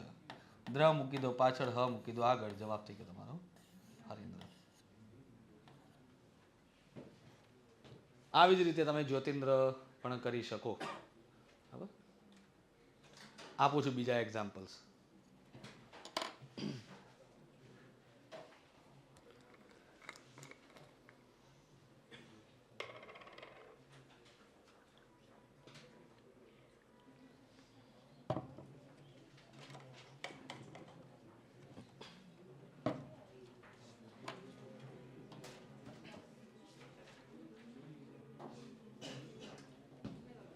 ચલો ઉદાહરણો મૂકું છું તમારી સામે. મારે ખાલી જોવું છે કે તમે કઈ રીતે લખો છો.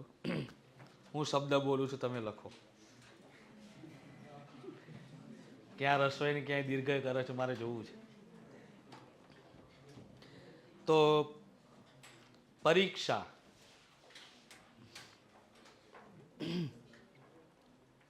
પરીક્ષા. રિમોટ પાછળ છે એસી નું. ના હવા તો આવે ઠંડી. આવા દો ને, પાસ કરજો જરા. આ કેટલા ઉપર છે? 20. બરોબર છે. આને 20 કરી દો. કરી દો 20.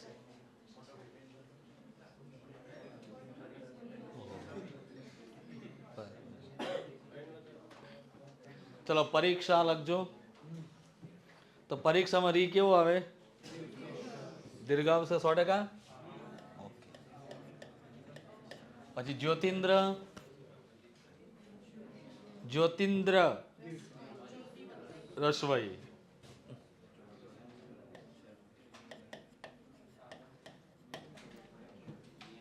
ચલો ગિરીશ શબ્દ લખો. ગિરીશ, ગિરીશ, ગિરીશ. આજુબાજુ કોક હશે ગિરીશભાઈ, સોસાયટીમાં કોકને પૂછી જોજો. દીર્ઘઈ રસવાઈ કે રસવાઈ દીર્ઘઈ? રસવાઈ દીર્ઘઈ કે બંનેમાં રસવાઈ રસવાઈ? બોલો.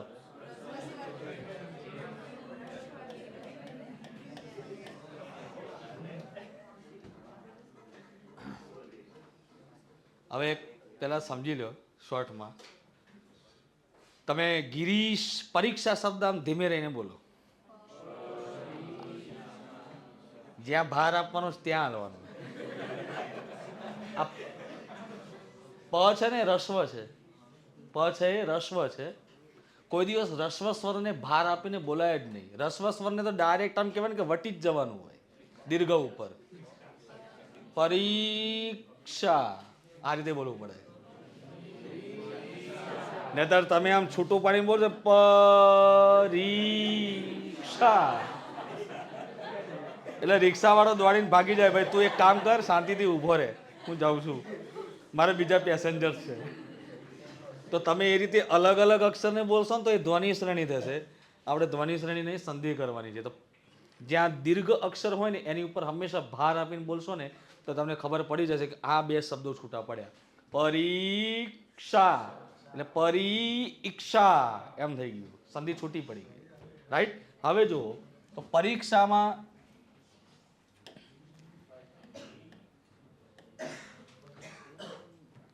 છોકરી ગમે તેવી મોટી થાય,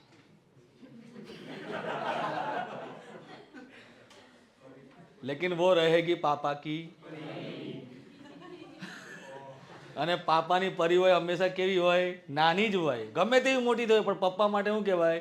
પરી. એટલે યાદ રાખવાનું કે પરીમાં પણ રી કેવો આવે? રસ હોય, એટલે કે નાનો ઈ આવે. હવે આ પરી શબ્દ ક્યારે જિંદગીમાં નહીં ભૂલાય. આ યાદ રાખવા માટે ટ્રીક છે. એટલે બહેનોએ કોઈ ખોટું લગાડવું નહીં. આ તો સારી બાબત છે યાર. પિતા હોય અને ગુરુ હોય, હંમેશા એની સામે એનું બાળક ગમે તેવું ગ્રહસ્થ જીવન લઈને બેઠું હોય ને તો એ નાનું જ કહેવાય. તો પરી પ્લસ ઈક્ષા. ઈક્ષા શબ્દમાં હંમેશા ઈ મોટો આવે, દીર્ઘ આવે. મોટો એટલે દીર્ઘ કહેવાય, છંદની ભાષામાં ગુરુ કહેવાય. તો સ્વાભાવિક રીતે તમે રસ્વ પ્લસ દીર્ઘ કરો તો શું થવાનું છે? દીર્ઘ જ થવાનું છે. જ્યોતિ શબ્દ, તો જ્યોતિમાં હંમેશા તી રસ્વ આવે. ઇન્દ્રમાં પણ તમને ખબર છે કે ઈ રસ્વ જ આવવાનો છે, તો રસ્વ રસ્વ દીર્ઘ. ગિરીશ શબ્દ, જ્યારે ગિરી શબ્દ છે ને જોડણીમાં બે પ્રકારના આવે. એક ગિરી આ રીતે આવે, દીર્ઘ દીર્ઘ. એક ગિરી રસ્વ રસ્વ આવે. પણ તમે કરી દીધું સાહેબ દીર્ઘ. કેમ બે ગિરી ગિરી આવ્યા? તો જ્યારે ગિરી પર્વતના અર્થમાં હોય ને ત્યારે હંમેશા રસ્વ કરવાનું. બરાબર. મોટે ભાગે લોકો ઘણી જગ્યાએ બસ ઉપર અને બધી જગ્યાએ ગિરનાર આ રીતે લખ્યું છે. એ નિગમવાળા જ પહેલા તો ખોટું લખે છે અને પાછા એક્ઝામો લે છે અને એમાં ગુજરાતી વ્યાકરણ પૂછે છે. બરાબર. સેકન્ડ નંબર કે ગિરી પર્વતના અર્થમાં રસ્વ આવે, ગિરી દીર્ઘના અર્થમાં નામના અર્થમાં આવે, જે કે દાદાગીરી, ગાંધીગીરી, દિલગીરી વગેરે, એ બધામાં ગિરી દીર્ઘ આવે. પરંતુ પર્વતના અર્થમાં રો, જેમ કે હિમગીરી, ધવલગીરી, પછી પણ એની જગ્યાએ પ્રેમગીરી આવે તો પ્રેમગીરી પાછા દીર્ઘ આવે. કોઈ સાધુનું નામ હોય ને પ્રેમગીરી, બરાબર છે. પછી બીજા કયા છે કે દેવતગીરી, મહંતગીરી, આ બધા ગીરીમાં દીર્ઘ આવશે. પછી હેમગીરી આવે. હજી ઘણા બધા એવા શબ્દ છે. તમને શૈલેષ શબ્દની જોડણી હું કહીશ જ્યારે આવશે ત્યારે લખવાનું. શૈલેષ લખો, કેવી રીતે લખાય?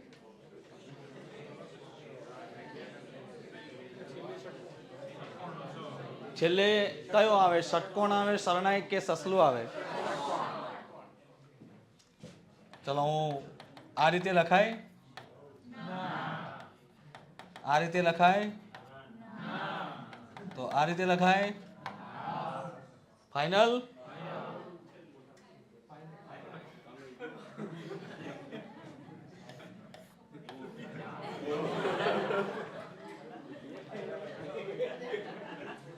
આને કહેવાય કે મુંડાયેલો અક્ષર આપણને મુંડીને જતો રહ્યો, કે ન રસવઈ ન દીર્ઘઈ ન રસવઉ ન દીર્ઘઉ, તેમ છતાં આપણને થપ્પો આપીને જતો રહ્યો.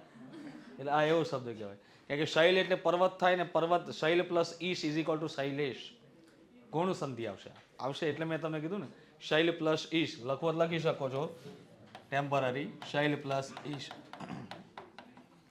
હવે જ્યારે ઈશ શબ્દ આવે ને એટલે ઈશ એટલે ભગવાન. ભગવાન હંમેશા બધા કરતા મોટા હોય એટલે એમનો ઈ પણ મોટો જ હોય.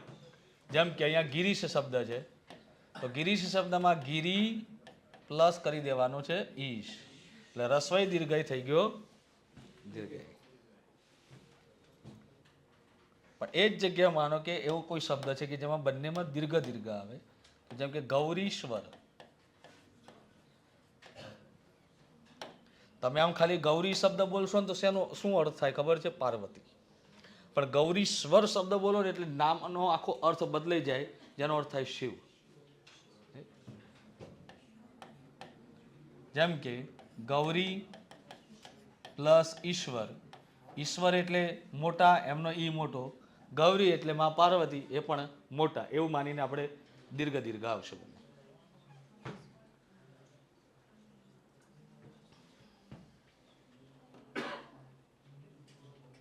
સંધિ માટે પહેલા જોડણી શીખવી જરૂરી છે.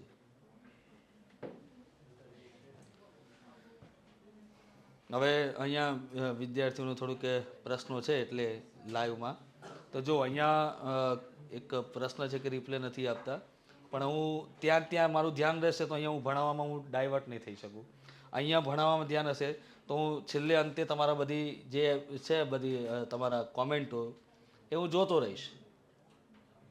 એટલે લાઈવમાં તો કેવું છે કે તો તમે કોમેન્ટ તમારી આવતી રહેશે.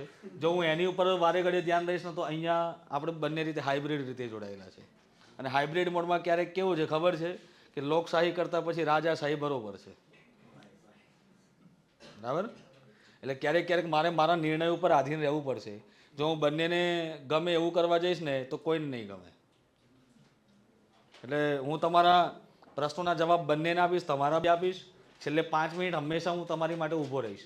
એવું લાગે કે ભાઈ બધાને પર્સનલમાં બધાની સામે પ્રશ્ન પૂછવો અઘરો પડે છે, કે નથી મજા આવતી, એમને શરમ આવે છે, તો આ બાજુમાં ઓફિસ છે, હું ત્યાં બેઠો હોઈશ. એવું લાગે તો બહાર તમે ચોકીમાં આવો, તમે જે છો છોકરાઓ, તો ત્યાં બી એમને બી છે. એટલે ચોકી એટલે બહાર આ પાછળ જે જગ્યા છે, બરાબર ને, અહીંયા ફોયરમાં, એટલે દેશી શબ્દ ચોકી કહેવાય અમારે એને. તમે હું સમજે ચોકડી સમજે છે? ચાલો હવે કઈ જગ્યાએ? હા હા ના, કેવી રીતે? ગિરી એટલે પર્વત અને ગિરીશનો અર્થ થાય છે હિમાલય. ગિરીશ શબ્દનો અર્થ શું થાય? હિમાલય.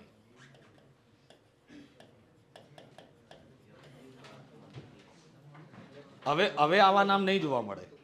કેમ?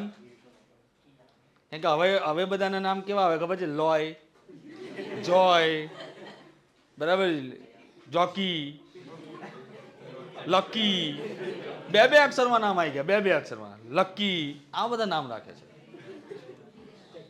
જેના કોઈ અર્થ જ ના હોય.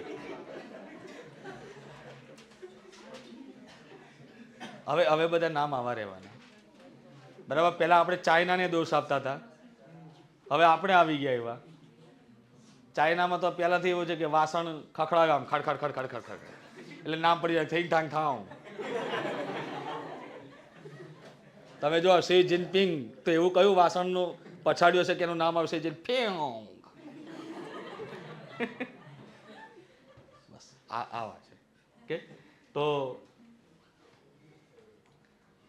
હવે અન્ય કેટલાક ઉદાહરણો બોલું છું. યોગીન્દ્ર.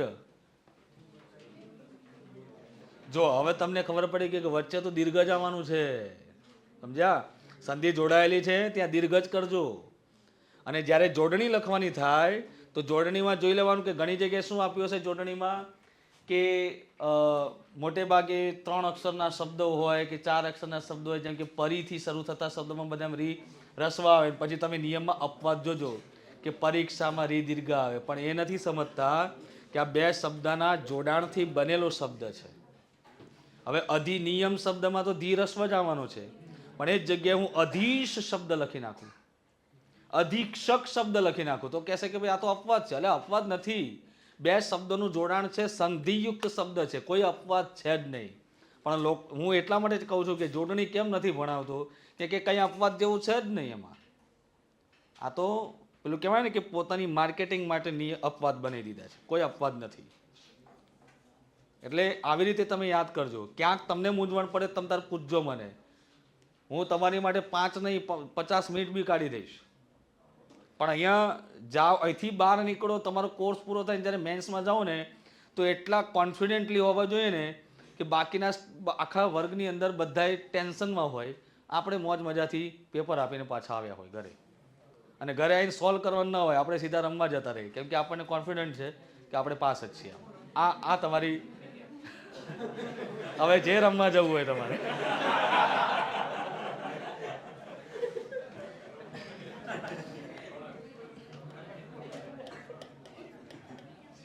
ચલો, યોગીન્દ્ર શબ્દ આવી ગયો, પણ આની જ જગ્યાએ યોગીશ શબ્દ આવે તો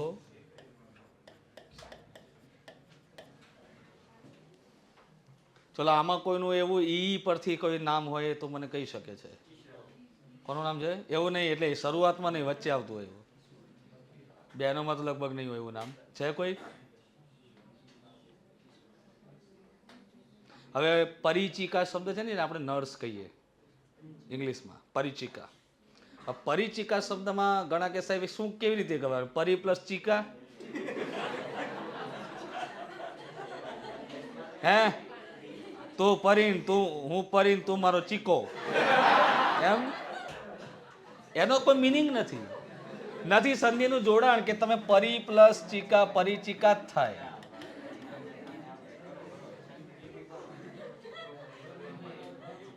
એક સ્ટુડન્ટે પૂછેલો પ્રશ્ન હતો એટલા માટે કે સાહેબ આની સંધિ કઈ રીતે થાય? મેં કહું પહેલાં તો એ વસ્તુ જોઈ લો કે ભાઈ, મેં કહું બધામાં રસવાઈ છે, ઓલરેડી જોડાયેલું નથી. આ ઓલરેડી એક શબ્દ છે, પરિચિકા એક મિનિંગ છે કે જેને નર્સ કહેવાય. એક સેક્ટર, એક ફિલ્ડનું નામ કહી શકાય પરિચિકા. બરાબર. ચલો, બીજો એક શબ્દ આપું છું, પૃથ્વીશ. પૃથ્વીશ.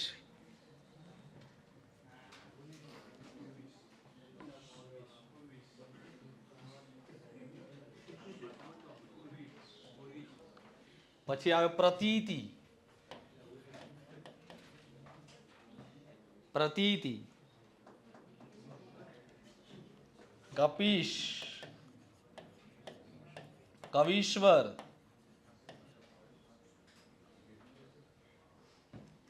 રવિન્દ્ર શબ્દ આવી ગયો આપણે. રવિન્દ્ર.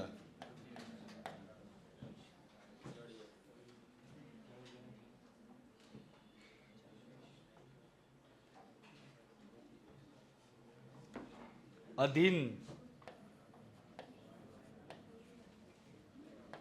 રતીશ,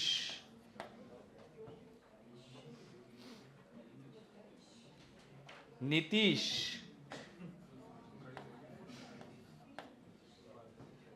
એ પેલા જે છે નીતિન, ચલો નીતિન,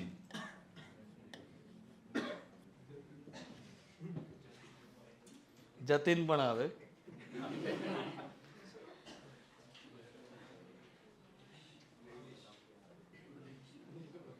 વારીશ,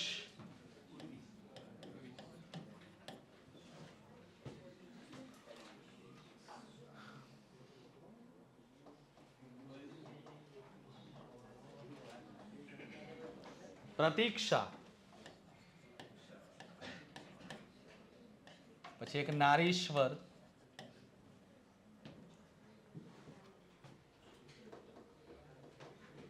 રજનીશ, તમને પણ નામ યાદ આવે તો કહી શકો છો, જેટલા ઉદાહરણો વધારે આપણે સોલ્વ કરીશું. સતીશ,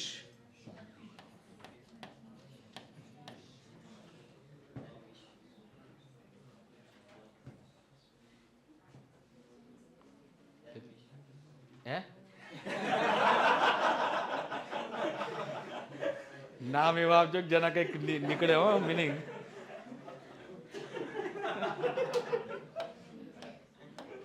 ચલો યોગેન્દ્ર, યોગેન્દ્ર તો યોગી ક્યાં આપણે પહોંચ્યા હતા કેટલે? હા, યોગીમાં ગી કેવો આવશે, રસ્વ કે દીર્ઘ? આ રીતે લખાશે, ખોટું, યોગી દીર્ઘ આવે પ્લસ ઇન્દ્ર. યોગી આદિત્યનાથનું નામ સાંભળી લીધું હોત તો એ ખબર પડી જાત. બરાબર, ચલો યોગીશ, ઈશમાં ઈ કેવો આવે? દીર્ઘ. ઈશ એટલે ભગવાન. યોગીશ શબ્દનો અર્થ શિવ થાય, કે યોગીઓના પણ દેવતા છે. એ જ રીતે પૃથ્વીશ, તો પૃથ્વી પ્લસ ઈશ. પ્રતીતિ, તો પ્રતિ શબ્દમાં તી રસ્વ આવે, કેમ કે પ્રતિથી શરૂ થતા શબ્દોમાં તી રસ્વ આવે. અને ઈતિ શબ્દ જ્યારે કરો છો તો ઈતિમાં પણ ઈ રસ્વ અને તી રસ્વ. કપીશ,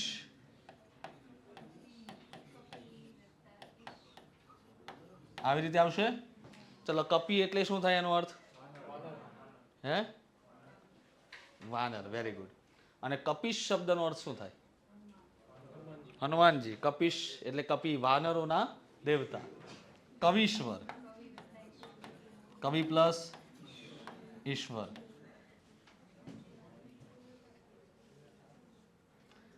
ક્યારે રસ્વ આવે ને ક્યારે દીર્ઘ આવે નથી સમજણ પડતી, એવું વિદ્યાર્થીઓને અહીંયા લાઈવ સ્ટુડન્ટમાં કેટલાને એવું થાય છે કે સાહેબ રસ્વ ક્યારે આવે દીર્ઘ ક્યારે આવે નથી ખબર પડતી? ઓકે, એટલા માટે હું વધારે એક્ઝામ્પલ સોલ્વ કરાવું છું. એનો કોઈ રસ્તો નથી કે તમને નથી આવડતું તો જે હકીકત છે હું કહું છું. બાકી ચિરાગ જોશી સાહેબ સિવાય પણ ઘણા બધા ભણાવતા છે, એમને કહેવાનું કે સાહેબ રસ્વ દીર્ઘ યાદ રાખવા માટે કોઈ રસ્તો? એમ જ કહે છે વધુમાં વધુ શબ્દોને વાગોળો, મીન્સ રિવિઝન. એક શબ્દ મિનિમમ તમારે પછી તમારી માઇન્ડ કેપેસિટી ઉપર જાય છે કે તમારો બુદ્ધિઆંક કેટલા પર્સન્ટેજની અંદર વચ્ચે છે. તો એ પ્રમાણે તમે કોઈ 2 વખતમાં પણ યાદ કરી શકે, કોઈ 5 વખત પણ થાય, કોઈને 50 થી 100 વખત પણ થાય. તો એવું કંઈ મૂંઝાવાની જરૂર નથી, એ આપણી માઇન્ડની કેપેસિટી પ્રમાણે છે. કેટલાક લોકો લોંગ ટાઈમે યાદ રાખે તો ધ્યાન રાખવાનું કે લોંગ ટાઈમે યાદ રહે એ લોંગ ટાઈમ સુધી રહે. શોર્ટ ટાઈમમાં યાદ કરો એ પછી બીજા દિવસે કેવું થાય? ઉલટી જેવું થાય. યાદ કર્યું નીકળી ગયું. બરાબર, તો એ રીતે છે. ધીરે ધીરે કરો. સને પંથા સને કંથા સને પર્વત લંઘનમ, ધોરણ 9 ની અંદર તમે ભણી ચૂકેલા છો આ શ્લોક. અમુક કાર્ય છે ધીરે ધીરે થાય. સનેર વિદ્યા સનેર વિત્તમ પંચેતાને સને સને.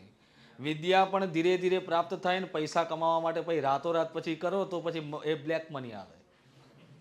ચલો રવિન્દ્ર, તો રવિ માં વી રસ્વ આવશે, ઇન્દ્રમાં પણ ઈ રસ્વ આવશે. અધીન,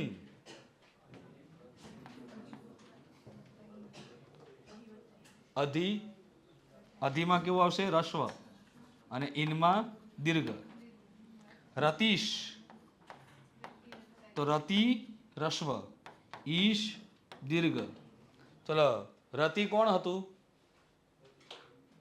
કોઈક સ્ત્રીનું નામ હતું રતિ.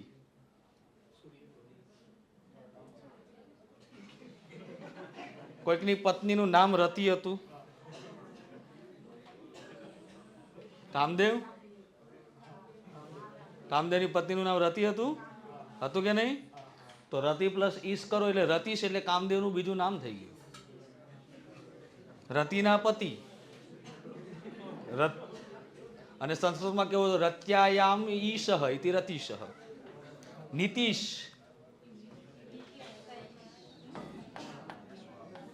તો નીતિમાં તી રસ્વ આવશે, ઈશમાં ઈ દીર્ઘ આવશે. નીતિના દેવતા એટલે નીતિશ એવો શબ્દ થાય. તો પહેલાના સમયની અંદર લોકોના નામ જે છે ને, એ નામ એવી રીતે રાખતા કે એમના ભવિષ્યને ભાખીને એમના નામ રાખવામાં આવતા કે ભાઈ આ વ્યક્તિ નીતિવાન બને, નીતિમાન બને, એટલા માટે એનું નીતિશ, સતીશ આવું નામ રાખવાનું. અત્યારે સતીશ જ ખોટું બોલતો હોય. ચલો, નીતિન, તો નીતિ પ્લસ ઇન. વારીશ, વારી એટલે પાણી, અને વારીશનો અર્થ થાય વરુણ દેવ, જળના દેવતા. પ્રતીક્ષા, પ્રતિ વત્તા ઈક્ષામાં ઈ દીર્ઘ આવશે. આ જેટલા પણ પાછળના શબ્દ લખું છું ને એ ખાલી યાદ કરી લેજો. સંધિ છૂટી પાડવા માટે તમને આ એક સવર્ણ સંધિનો બીજો પ્રકાર બહુ વધારે પૂછાય છે પરીક્ષામાં. નારીશ્વર, તો નારીમાં રી દીર્ઘ આવશે, ઈશ્વરમાં પણ ઈ દીર્ઘ આવશે. રજનીશ, તો રજની પ્લસ ઈશ. સતીશ, સતી પ્લસ ઈશ.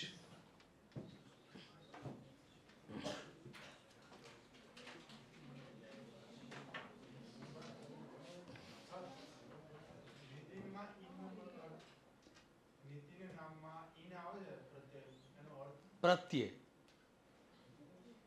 હા,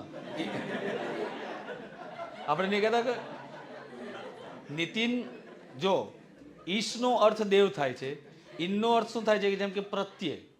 તો ભાઈ આ વ્યક્તિ કેવો છે? તો કે ભાઈ નીતિન, જ્યારે કોઈ વ્યક્તિનું નામ તો એનો અર્થ એવો થાય છે કે હંમેશા નીતિ પ્રત્યે રહેનારો, એવો અર્થ થાય છે.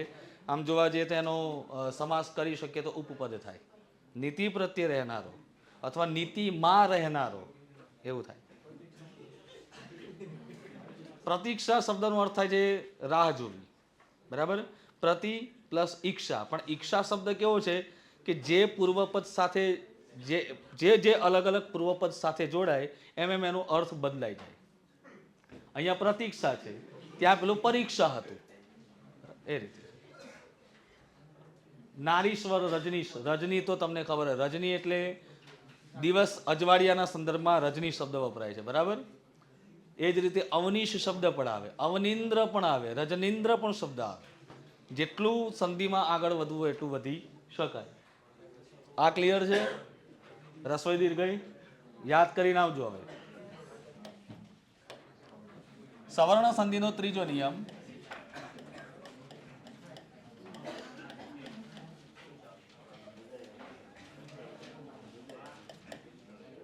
નંબર 3, રસ્વ ઉ કે દીર્ઘ ઉ હોય પ્લસ રસ્વ ઉ કે દીર્ઘ ઉ હોય ઇઝ ઇક્વલ ટુ જવાબમાં આવશે દીર્ઘ ઉ.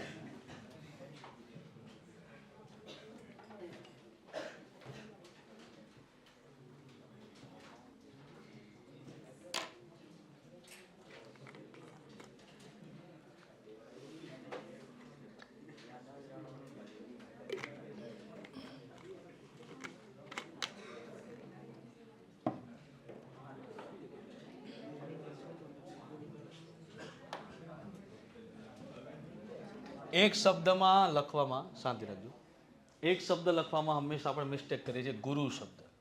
ગુરુ શબ્દમાં રૂ ક્યારે આ રીતે ન લખાય. ગુરુ શબ્દ આ રીતે લખાય. આ છે એ રસ્વ ઉની નિશાની છે, આ છે એ દીર્ઘ ઉની નિશાની છે. કે જ્યારે આપણે આ રૂ કરીએ એટલે નીચે આમ કરીએ છીએ, આ દીર્ઘ ઉ કહેવાય. જેમ કે ક લખતા હોય તો કની નીચે આમ દીર્ઘ ઉ કરીએ છીએ, અને રસ્વ કરતા હોય તો આમ કરીએ છીએ. તો આ જુઓ, આ રસ્વ છે. તો ગુરુ પ્લસ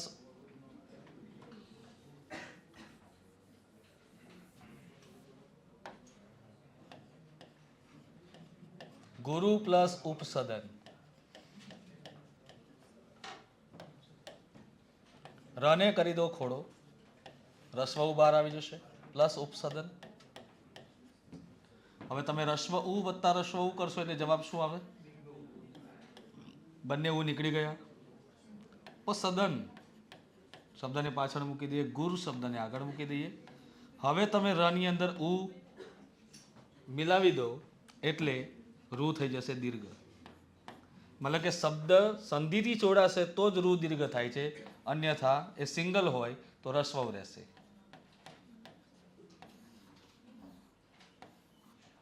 ગુરુપ સદન.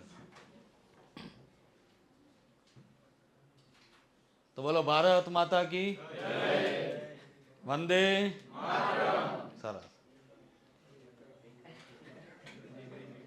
જ્યાં કુંભકર્ણનો આભાસ થાય ત્યાં હંમેશા જય બોલી દેવાની.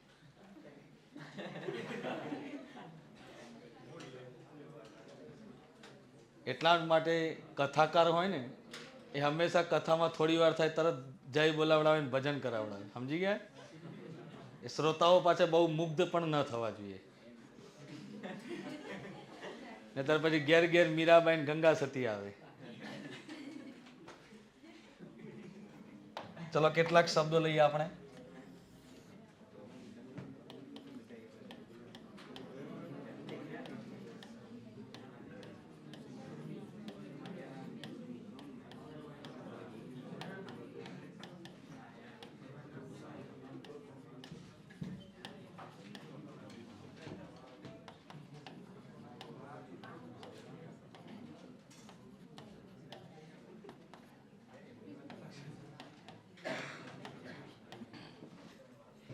શબ્દ આ ઉદાહરણોની પ્રેક્ટિસ વધારે કરવા પાછળનું કારણ એ છે, લગભગ બને છે ત્યાં સુધી આપણી નોટ્સમાંથી એક્ઝામ્પલ આવવાની સંભાવના રહેતી હોય છે. એટલા માટે હું પ્રેક્ટિસ કરાવું છું તમને.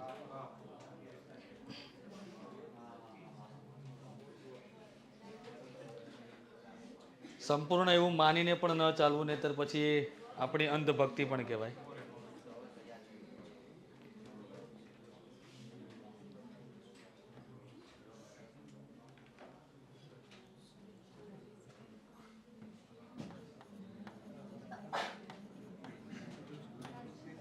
ભૂર્ધવ,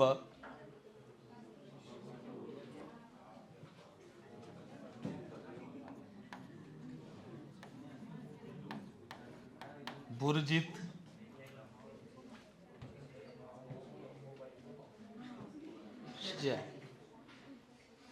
એક વિદ્યાર્થીનું અહીંયા સારું એવું એમણે વાત કરી છે.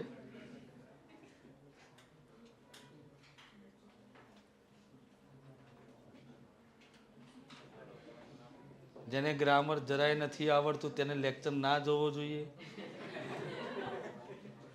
પ્રશ્ન કરી રહ્યા છો કે જવાબ આપી રહ્યા છો એ નથી સમજાયું.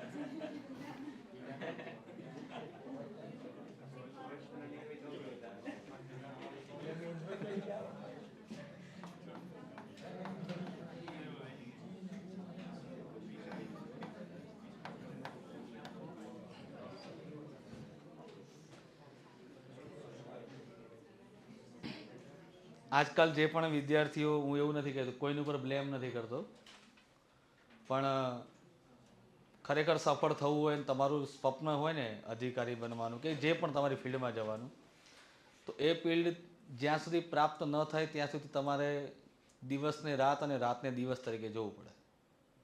પ્લસ બીજી વસ્તુ, સોશિયલ મીડિયાથી થોડા દૂર થઈ જાઓ. કેમ કે હું કોઈ વિદ્યાર્થીની કોમેન્ટ પર કોમેન્ટ નથી કરતો, પણ જે રીતે આજકાલ અમે જ્યારે યુટ્યુબ પર લાઈવ લેતા હોય, કોઈ લાઈવ બેચની અંદર ભણાવતા હોય કે ઓફલાઈનમાં તો બહુ ઓછું વિદ્યાર્થી સાહસ કરે છે, કારણ કે વિદ્યાર્થી જલ્દી પ્રશ્ન નથી કરતો. હવે પહેલાં જેવું નથી રહ્યું કે વિદ્યાર્થી તરત એને ઉત્સાહથી પ્રશ્ન પૂછે. એને પ્રશ્ન થાય છે તો એ ડાયરેક્ટલી અમને પૂછતો નથી, પણ આજનો વિદ્યાર્થી પ્રશ્ન થાય ને તો સીધું યુટ્યુબમાં જઈને સોલ્વ કરવા માગે છે. એ યુટ્યુબમાં જઈને એ પ્રશ્ન ત્યાં નાખે છે કે મને મારા પ્રશ્નનો જવાબ યુટ્યુબમાં મળી જાય, કે કોઈ પણ સોશિયલ મીડિયાના કોઈ પણ પ્લેટફોર્મ પર. હકીકત એટલું કહી દઉં કે સોશિયલ મીડિયા પ્લેટફોર્મ છે ને 90% ખોટું છે, ખાલી 10% સાચું છે, બરાબર. અને ગામ આખાના લોકો પછી ધ્રુવ રાખીને જોવે અને પછી ગાંડા કરે આખા.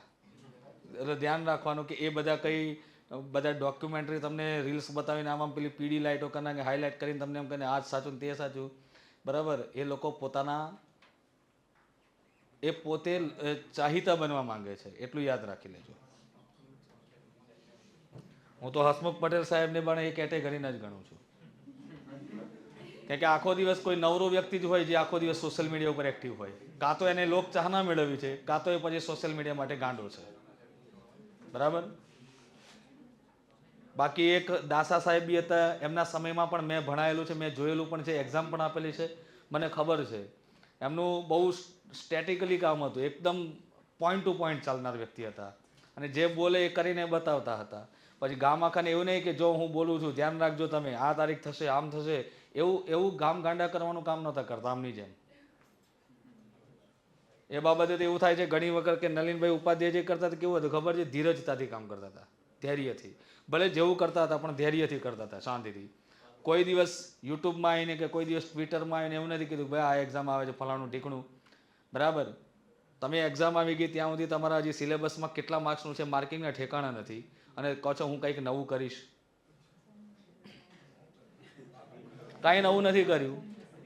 પેલા વ્યક્તિએ યુપીએસસીમાંથી સિલેબસને ઇતિહાસ કલ્ચરને ભેગા છૂટા પાડ્યા, આપણે ભેગા કર્યા, બીજું કંઈ નથી કર્યું.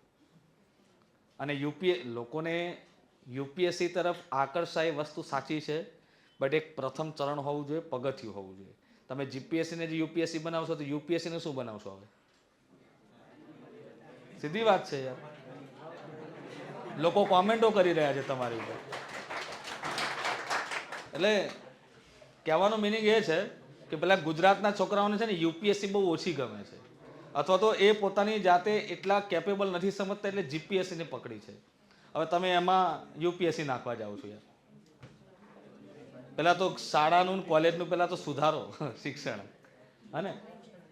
એટલે હું એવું કહું છું કે આમાંથી જેટલા પણ બધા ઇન્સ્ટા કે જે પણ સોશિયલ મીડિયા વાપરતા હોય થોડુંક માપનું રાખજો, એમાં બહુ જ માઇન્ડ તમારા ડાયવર્ટ થાય છે, બરાબર. સિંધુર્મી, હવે અહીંયા તમારે ધ્યાન રાખવાનું છે, ત્યાં રસ્વઈ ને દીર્ઘઈમાં હતો, હવે અહીંયા ખેલ આવી ગયો તમારો રસ્વઉ અને દીર્ઘઉનો. સિંધુ શબ્દનો અર્થ થાય છે સાગર અથવા દરિયો.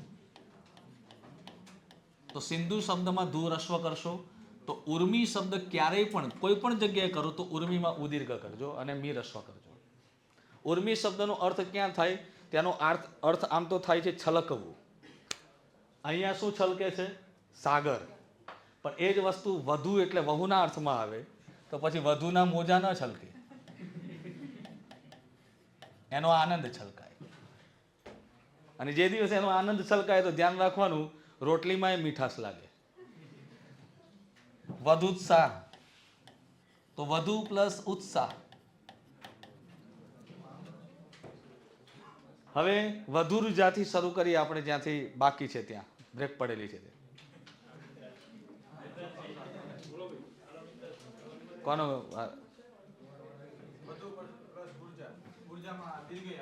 Very good.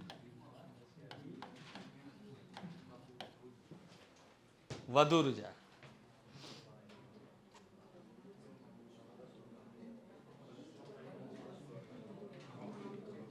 હવે એક આમાં એક વસ્તુ કહું કે ભાષા નિયામક કચેરીની પુસ્તક છે વિવેક, ભાષા વિવેકમાં કે કાં તો સૌંદર્યમાં, એમાં વધુમાં ધુ રસ્વ આપેલો છે.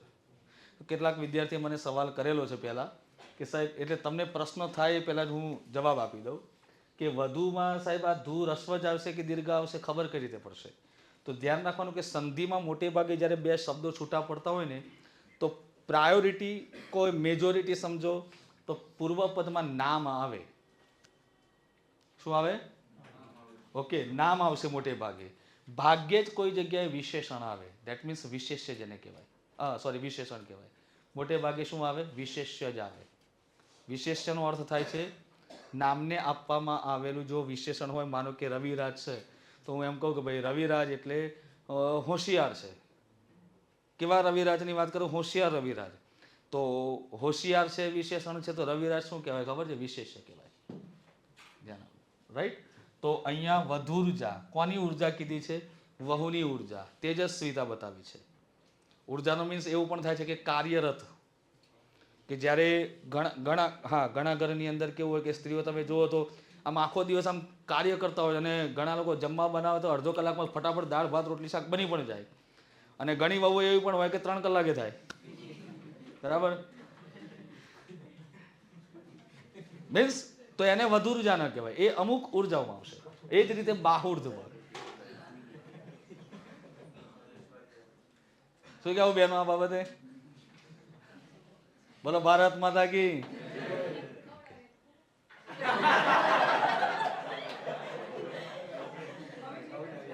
હું તો જો હું અમુકની વાત એટલે જ કહું છું, તુંડે તુંડે મતિર ભિન્ના.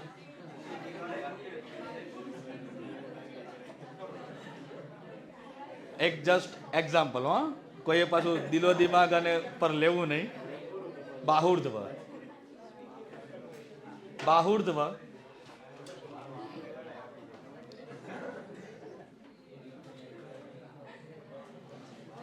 ભાઈ કોનો વારો કોનો આવ્યો છે? હા ભાઈ બોલો. બાહુર્ધમાં બાહુ કેવું આવશે? રસ્વ કે દીર્ઘવ? બાહુ. બાહુબલી ફિલ્મ જોયેલી જ છે. અને ઉર્ધ્વમાં ઉ દીર્ઘ. એ જ રીતે બાહુર્જા. Very good. જો બાહુઓમાં ઉર્જા હોય તો પણ પુરુષ કે સ્ત્રી કામ કરી શકે. આપણા અશક્તિ હોય તો આપણે કામ નથી કરી શકતા, તો એ બાહુર્જા શબ્દ હોય. ભૂર્ધવ.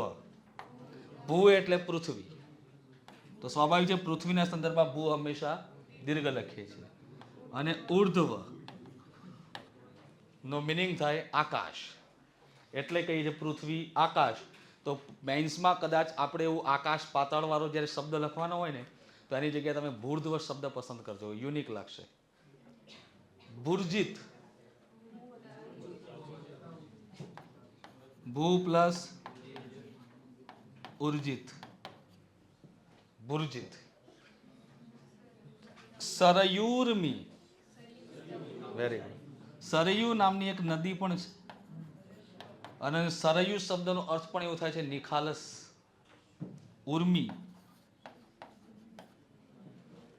જ્યારે એક નિખાલસતાનો પણ છલકાવાનો સમય હોય.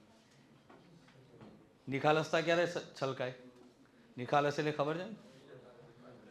Very good. હા, રિઝલ્ટ આવે ત્યારે નિખાલસતા છલકાય. ચાલો આજે તો મારા તરફથી તમને હોટલમાં લઈ જાઉં છું. બરાબર? ના, હું પાસ થયો નથી હજી. ક્લિયર?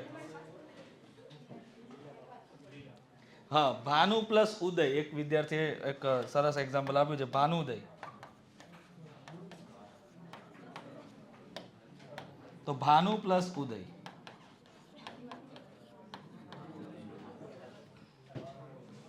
ભાનુ એટલે સૂર્ય, પણ સૂર્ય પ્લસ ઉદય કરીએ, સૂર્યોદય કરીએ તો પછી એ સંધિ આખી બદલાઈ જાય, ગુણ સંધિમાં જતો રહે, જેની શરૂઆત હવે કરી રહ્યા છે આપણે. ચલો આગળ વધીએ. લખાઈ ગયું? મગજમાં બેસે છે?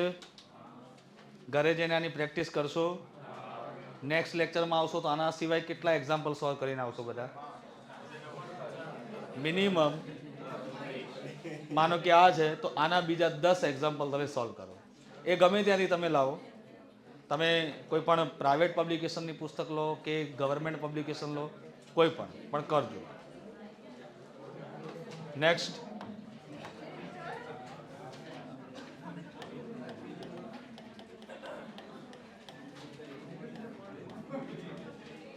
નેક્સ્ટ આવે છે ગુણ સંધિ. ગુણ સંધિમાં પણ 3 નિયમ આવે છે. પહેલો નિયમ એક, અ કે આ હોય પ્લસ રસ્વ ઈ કે દીર્ઘ ઈ હોય તો ઇઝ ઇક્વલ ટુ જવાબ આવે એ. કદાચ કોઈ વિદ્યાર્થીએ સામાન્ય જરાય પણ એને વ્યાકરણ ન આવડતું હોય તો હું એટલું બધું પણ બેઝિકથી નહીં કરી શકું કે સ્વર વ્યંજન તેમ છતાં મેં કરાવ્યું છે. થોડોક ધ્વનિ શ્રેણીનો થોડોક ભાગ મેં તમને સમજાવી દીધો કે આ રીતે. સાવ બેઝિક નથી આવડતું તો જાતે થોડીક પ્રેક્ટિસ કરવી પડશે.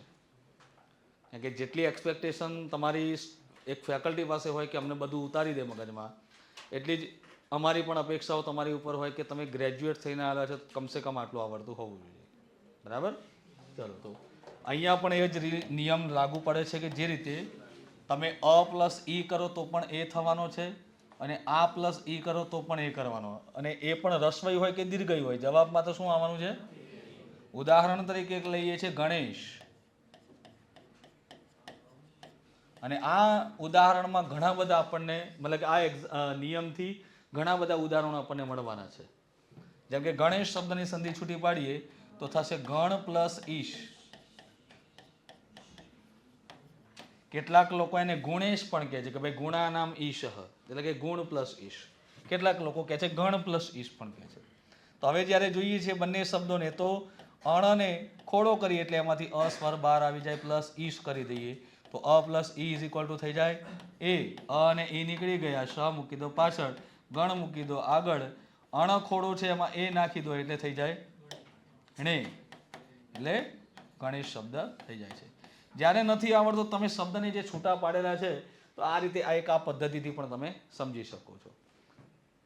બાકી ગણેશ શબ્દને તમે ધીમે રહીને બોલશો તો પણ ગણેશ તો ગણેશ થઈ જાય, ગણ ઈશ એવી રીતે શબ્દ છૂટો પડી જશે. અને એને ફાસ્ટ બોલો ગણેશ, એટલે કે ગણ અને ઈશ ને ફાસ્ટ બોલો એટલે તમારું સંધિ જે છે જોડાઈ જાય. ગણેશ સમય બચાવવા માટેનો છે.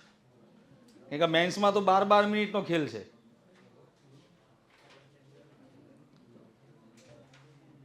બાર મિનિટમાં તમારે બે પેજ ભરવાના, એમાંય પાછું પ્રસ્તાવના વિચારવાની, ઉપસમારે વિચારવાનું, વિષય વસ્તુમાં પછી જે ગળમથલ કરીએ સાચી. બરાબર? તો એ રીતે લખવાનું. ચલો, ગણેશ થઈ ગયું. તો હવે ગણેશ જેવા જ શબ્દો ઘણા બધા છે. ઉદાહરણ તરીકે મહેશ, રમેશ, કમલેશ,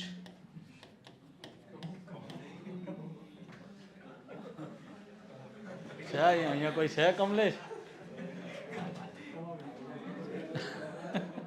ચલો, કમલેશ. પછી આવે છે નરેન્દ્ર, ભૂપેન્દ્ર, અલ્પેશ, પછી સુરેશ, મહેન્દ્ર, અમરેન્દ્ર, ધીરેન્દ્ર,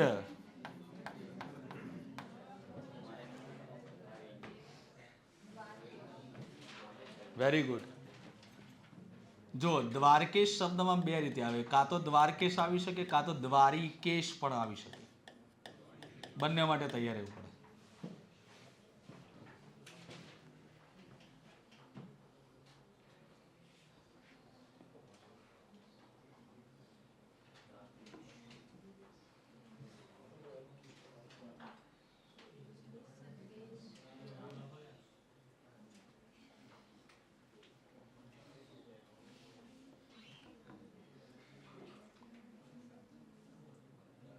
સંદેશ શબ્દ થાય. હો, સરસ.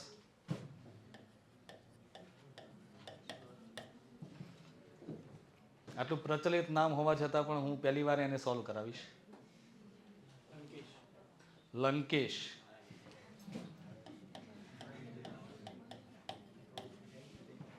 બસ આ રીતે ટેલેન્ટને બહાર કાઢો. સમય તમારો એ આવી ગયો છે. આપણી કોલેજ હોય તો આપણા ટેલેન્ટો દબાયેલા જ છે, મને વિશ્વાસ છે. સ્કૂલોમાં તો શિક્ષકો જ દબાયેલા છે કે તને ખબર ના પડે સાનવાન બેહી જા, પ્રશ્ન પૂછવા જઈને કે તને ખબર ના પડે સાનવાન બેહી જા. બસ આવું જ કર્યું છે આપણી સાથે. પછી કે સ્કૂલમાંથી કે છોકરો 12 પાસ થઈને નીકળે પણ કે સારું વાહિયાત જ હોય છે, તો કે તમે વાહિયાત હોત પછી એ વાહિયાત જ હોય ને. લંકેશ પછી ના એવા બધા નામ નહીં, પરીક્ષામાં પૂછાય એવા યાર.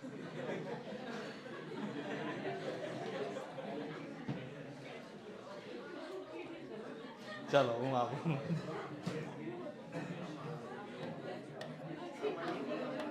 ઉપેક્ષા, પછી આવે પરમેશ્વર. હા ઉપેન્દ્ર પણ આવી શકે. નહીં ભૂપેન્દ્ર છે, આ ઉપેન્દ્ર. ચલો કઈ વાંધો નહીં. પરમેશ્વર પછી આવે નરેશ.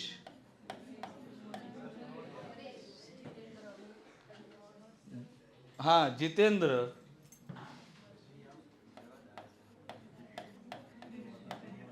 જીતેન્દ્ર કોને કહેવાય? જેણે પોતાની ઇન્દ્રિયો ઉપર જીત મેળવી લીધેલી છે.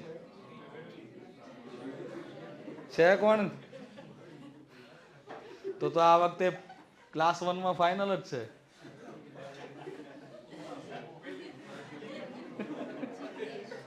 સીધા ડીસી. ચલો યથેષ્ટ.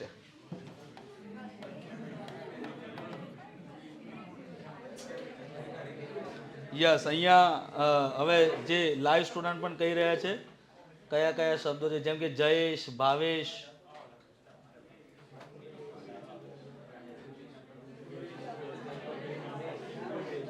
પછી આશીષભાઈ અહીંયા જવાબ આપી રહ્યા છે બધા. બ્રહ્મદેશ નહીં, બ્રહ્મદેશ નહીં આવે.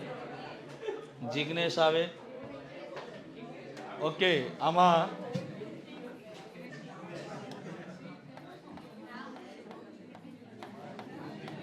મારે જોવું છે કે આની સંધિ કોણ છૂટી પાડે છે ને કઈ રીતે.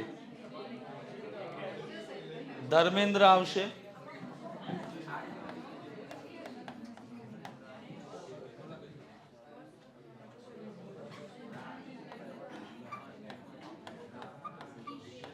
હિતેચ્છુ. હિતેન્દ્ર પણ આવે, હિતેશ પણ આવે, પણ મને અલગ ઈચ્છા થઈ કે મેં કીધું હિતેચ્છુ લખવું છે. ચલો હવે પહોંચ્યા ત્યાં કા. Very good. મહા પ્લસ ઈશ. મહા એ પાર્વતીનું નામ અને મહાયામ ઈશ એટલે પાર્વતીના ઈશ શિવ. રમેશ. રમ પ્લસ રમા વત્તા ઈશ. રમા એટલે પાર્વતી અને પાર્વતીના ઈશ એટલે રમેશ શબ્દનો અર્થ પણ શિવ થાય. ચલો કમલેશ. કમલ ભાઈ પાછળ પિંક ટી શર્ટ વાળા ભાઈ.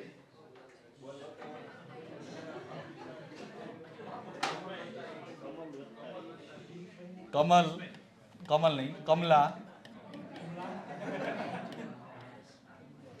હા એક મિનિટ, આમાં હું બંને કહીશ, કમલ પણ આવશે અને કમલા પણ આવશે. પછી જો એક્ઝામમાં ઓપ્શન વાળું આપે તો ઓપ્શનમાં જાય છે, અને ઓપ્શનમાં બંને આપે તો પછી મારે બંને સાચા કરાવવા પડશે. છે પ્રૂફ છે આપણી પાસે, એટલે વાંધો નહીં. બરોબર. તો કમલા ઈશ કેમ? તો કમલેશ શબ્દનો અર્થ વિષ્ણુ પણ થાય છે, અને કમલ પ્લસ ઈટ્સ એટલે કમલના દેવતા પણ થાય, તો પણ વિષ્ણુ જ થાય. નરેન્દ્ર.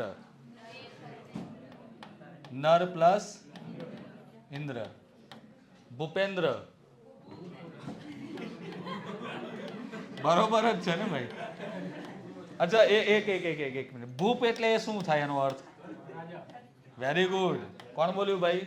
Very good. ભૂપ એટલે રાજા થાય. નર એટલે પણ રાજા થાય, પણ આ રાજા કયો છે? જેને પોતાના ઇન્દ્રિયો ઉપર જીત મેળવી એ રાજા. અહીંયા ભૂપ એટલે પૃથ્વી. પૃથ્વીનો જે રાજા હોય એને ભૂપ કહેવાય. બરાબર. એટલે પેલા આપણે શબ્દ બોલતા ખબર શું કહેતા ખબર છે? આ તો અમારા ક્ષેત્રના ભૂપતિ છે. બરાબર. ચલો અલ્પેશ ભાઈ બાજુમાં તમારા એક મિનિટ, અલ્પેશ, અલ્પેશ, અલ્પ પ્લસ ઈશ,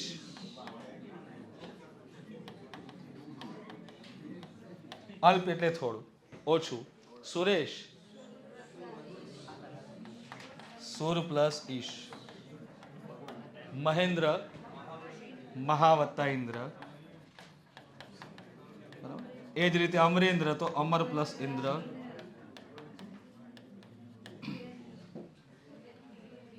ધીરેન્દ્ર, ધીર પ્લસ ઇન્દ્ર. દ્વારકેશ, હા ચલો આપણે બેનોમાં આપણે પેલા બેન છે, વેરી ગુડ. બેન દ્વારકા ના હોય એવું લાગે છે. બાજુવાળા બેન જામનગર ના, બેટ દ્વારકા ના છે એમ. દ્વારિકા પ્લસ ઈશ. સંદેશ, સંદેહ, આ બધા શબ્દનો અર્થ થાય છે સંદ પ્લસ ઈશ.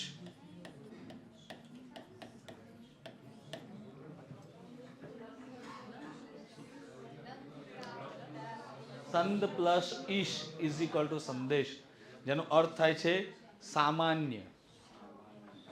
લંકેશ, લંકા પ્લસ ઈશ. ઉપેક્ષા, ઉપ પ્લસ ઈક્ષા. પરમેશ્વર, પરમ પ્લસ ઈશ્વર. નરેશ, નર પ્લસ ઈશ. જીતેન્દ્ર, જીત પ્લસ ઇન્દ્ર. યથેષ્ટ, યથા પ્લસ ઇષ્ટ. જિગ્નેશ, કોણ બોલ્યું આ? જિજ્ઞા, સાચું બોલે.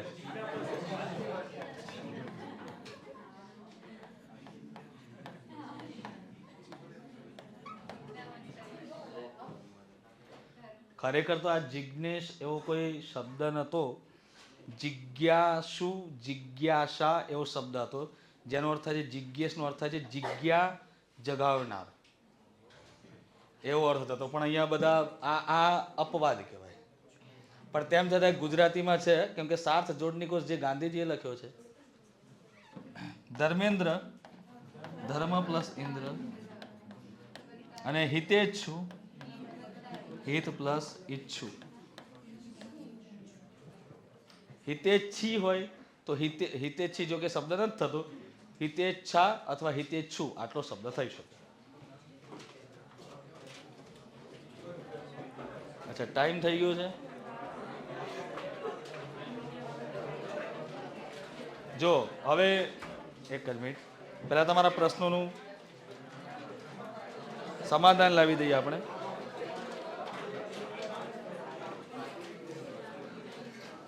ચલો, હવે કોઈને આમાં કોઈ પ્રશ્ન છે? તમારો પ્રશ્ન એ હશે કે, એક શાંતિ રાખો, આપણે જેની તૈયારી કરી રહ્યા છે તો એ પ્રકારે થોડુંક તમારે ડિસિપ્લિન રાખવું જરૂરી છે. આમાંથી કેટલા વિદ્યાર્થીઓએ પ્રી પાસ કરેલી છે? રિઝલ્ટ નથી આવ્યું. આમ લાગે છે ખરું કે પાસ થઈ જઈએ એવા? એવું છે 100+? તો એસટીઆઈમાં 100+ કેટલા છે? Okay, around 17. ઓકે, બીજું કોણ છે? હા, 131. બહુ સરસ. હવે ગુજરાતી જો જે છે એ પ્રેમથી, સ્વેચ્છાએ અને હકીકતમાં મને જણાવજો, કેટલાનું ગુજરાતી ઘણું નબળું છે? નબળું કહું છું, હા. અચ્છા, બાકી બધાનું સરસ છે. નહીં, હું બધાને કહું છું. બાકી બધાનું ગુજરાતી કમ્પ્લીટ છે એમ ને? સરસ. ચાલો, વાંધો નહીં, આવશે. उसका भी कुछ करेंगे हम, इल्तिजाम करेंगे. બહેનોમાં આમાં ઇંગ્લિશ મીડિયમના સ્ટુડન્ટ કેટલા છે? હા, ગુજરાતી નહીં, ભાઈ બહેન બધા આવી ગયા.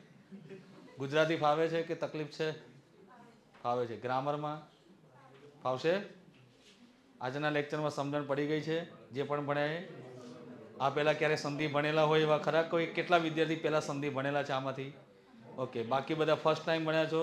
આવડી ગયું છે? ઓકે. એવા ઓવર કોન્ફિડન્સમાં પણ ન આવતા, અને એવું સમજી ન લેતા કે 10 એક્ઝામ્પલ મેં સોલ્વ કરી લીધા છે દેટ મીન્સ મને બધા આવડશે. વ્યંજન સંધિ વિસર્ગ સંધિમાં તકલીફમાં મુકાશો હું પહેલાંથી કહું છું, પણ એ વખતે જ્યારે હું ભણાવતો હોય તે પૂરેપૂરું ધ્યાન આપીને રાખજો. અઘોષમાં સામાન્ય આજુબાજુ આમ જતા રહ્યા તો યાદ રાખો, નજર હટી દુર્ઘટના ઘટી. ચલો, જય હિન્દ, જય ભારત.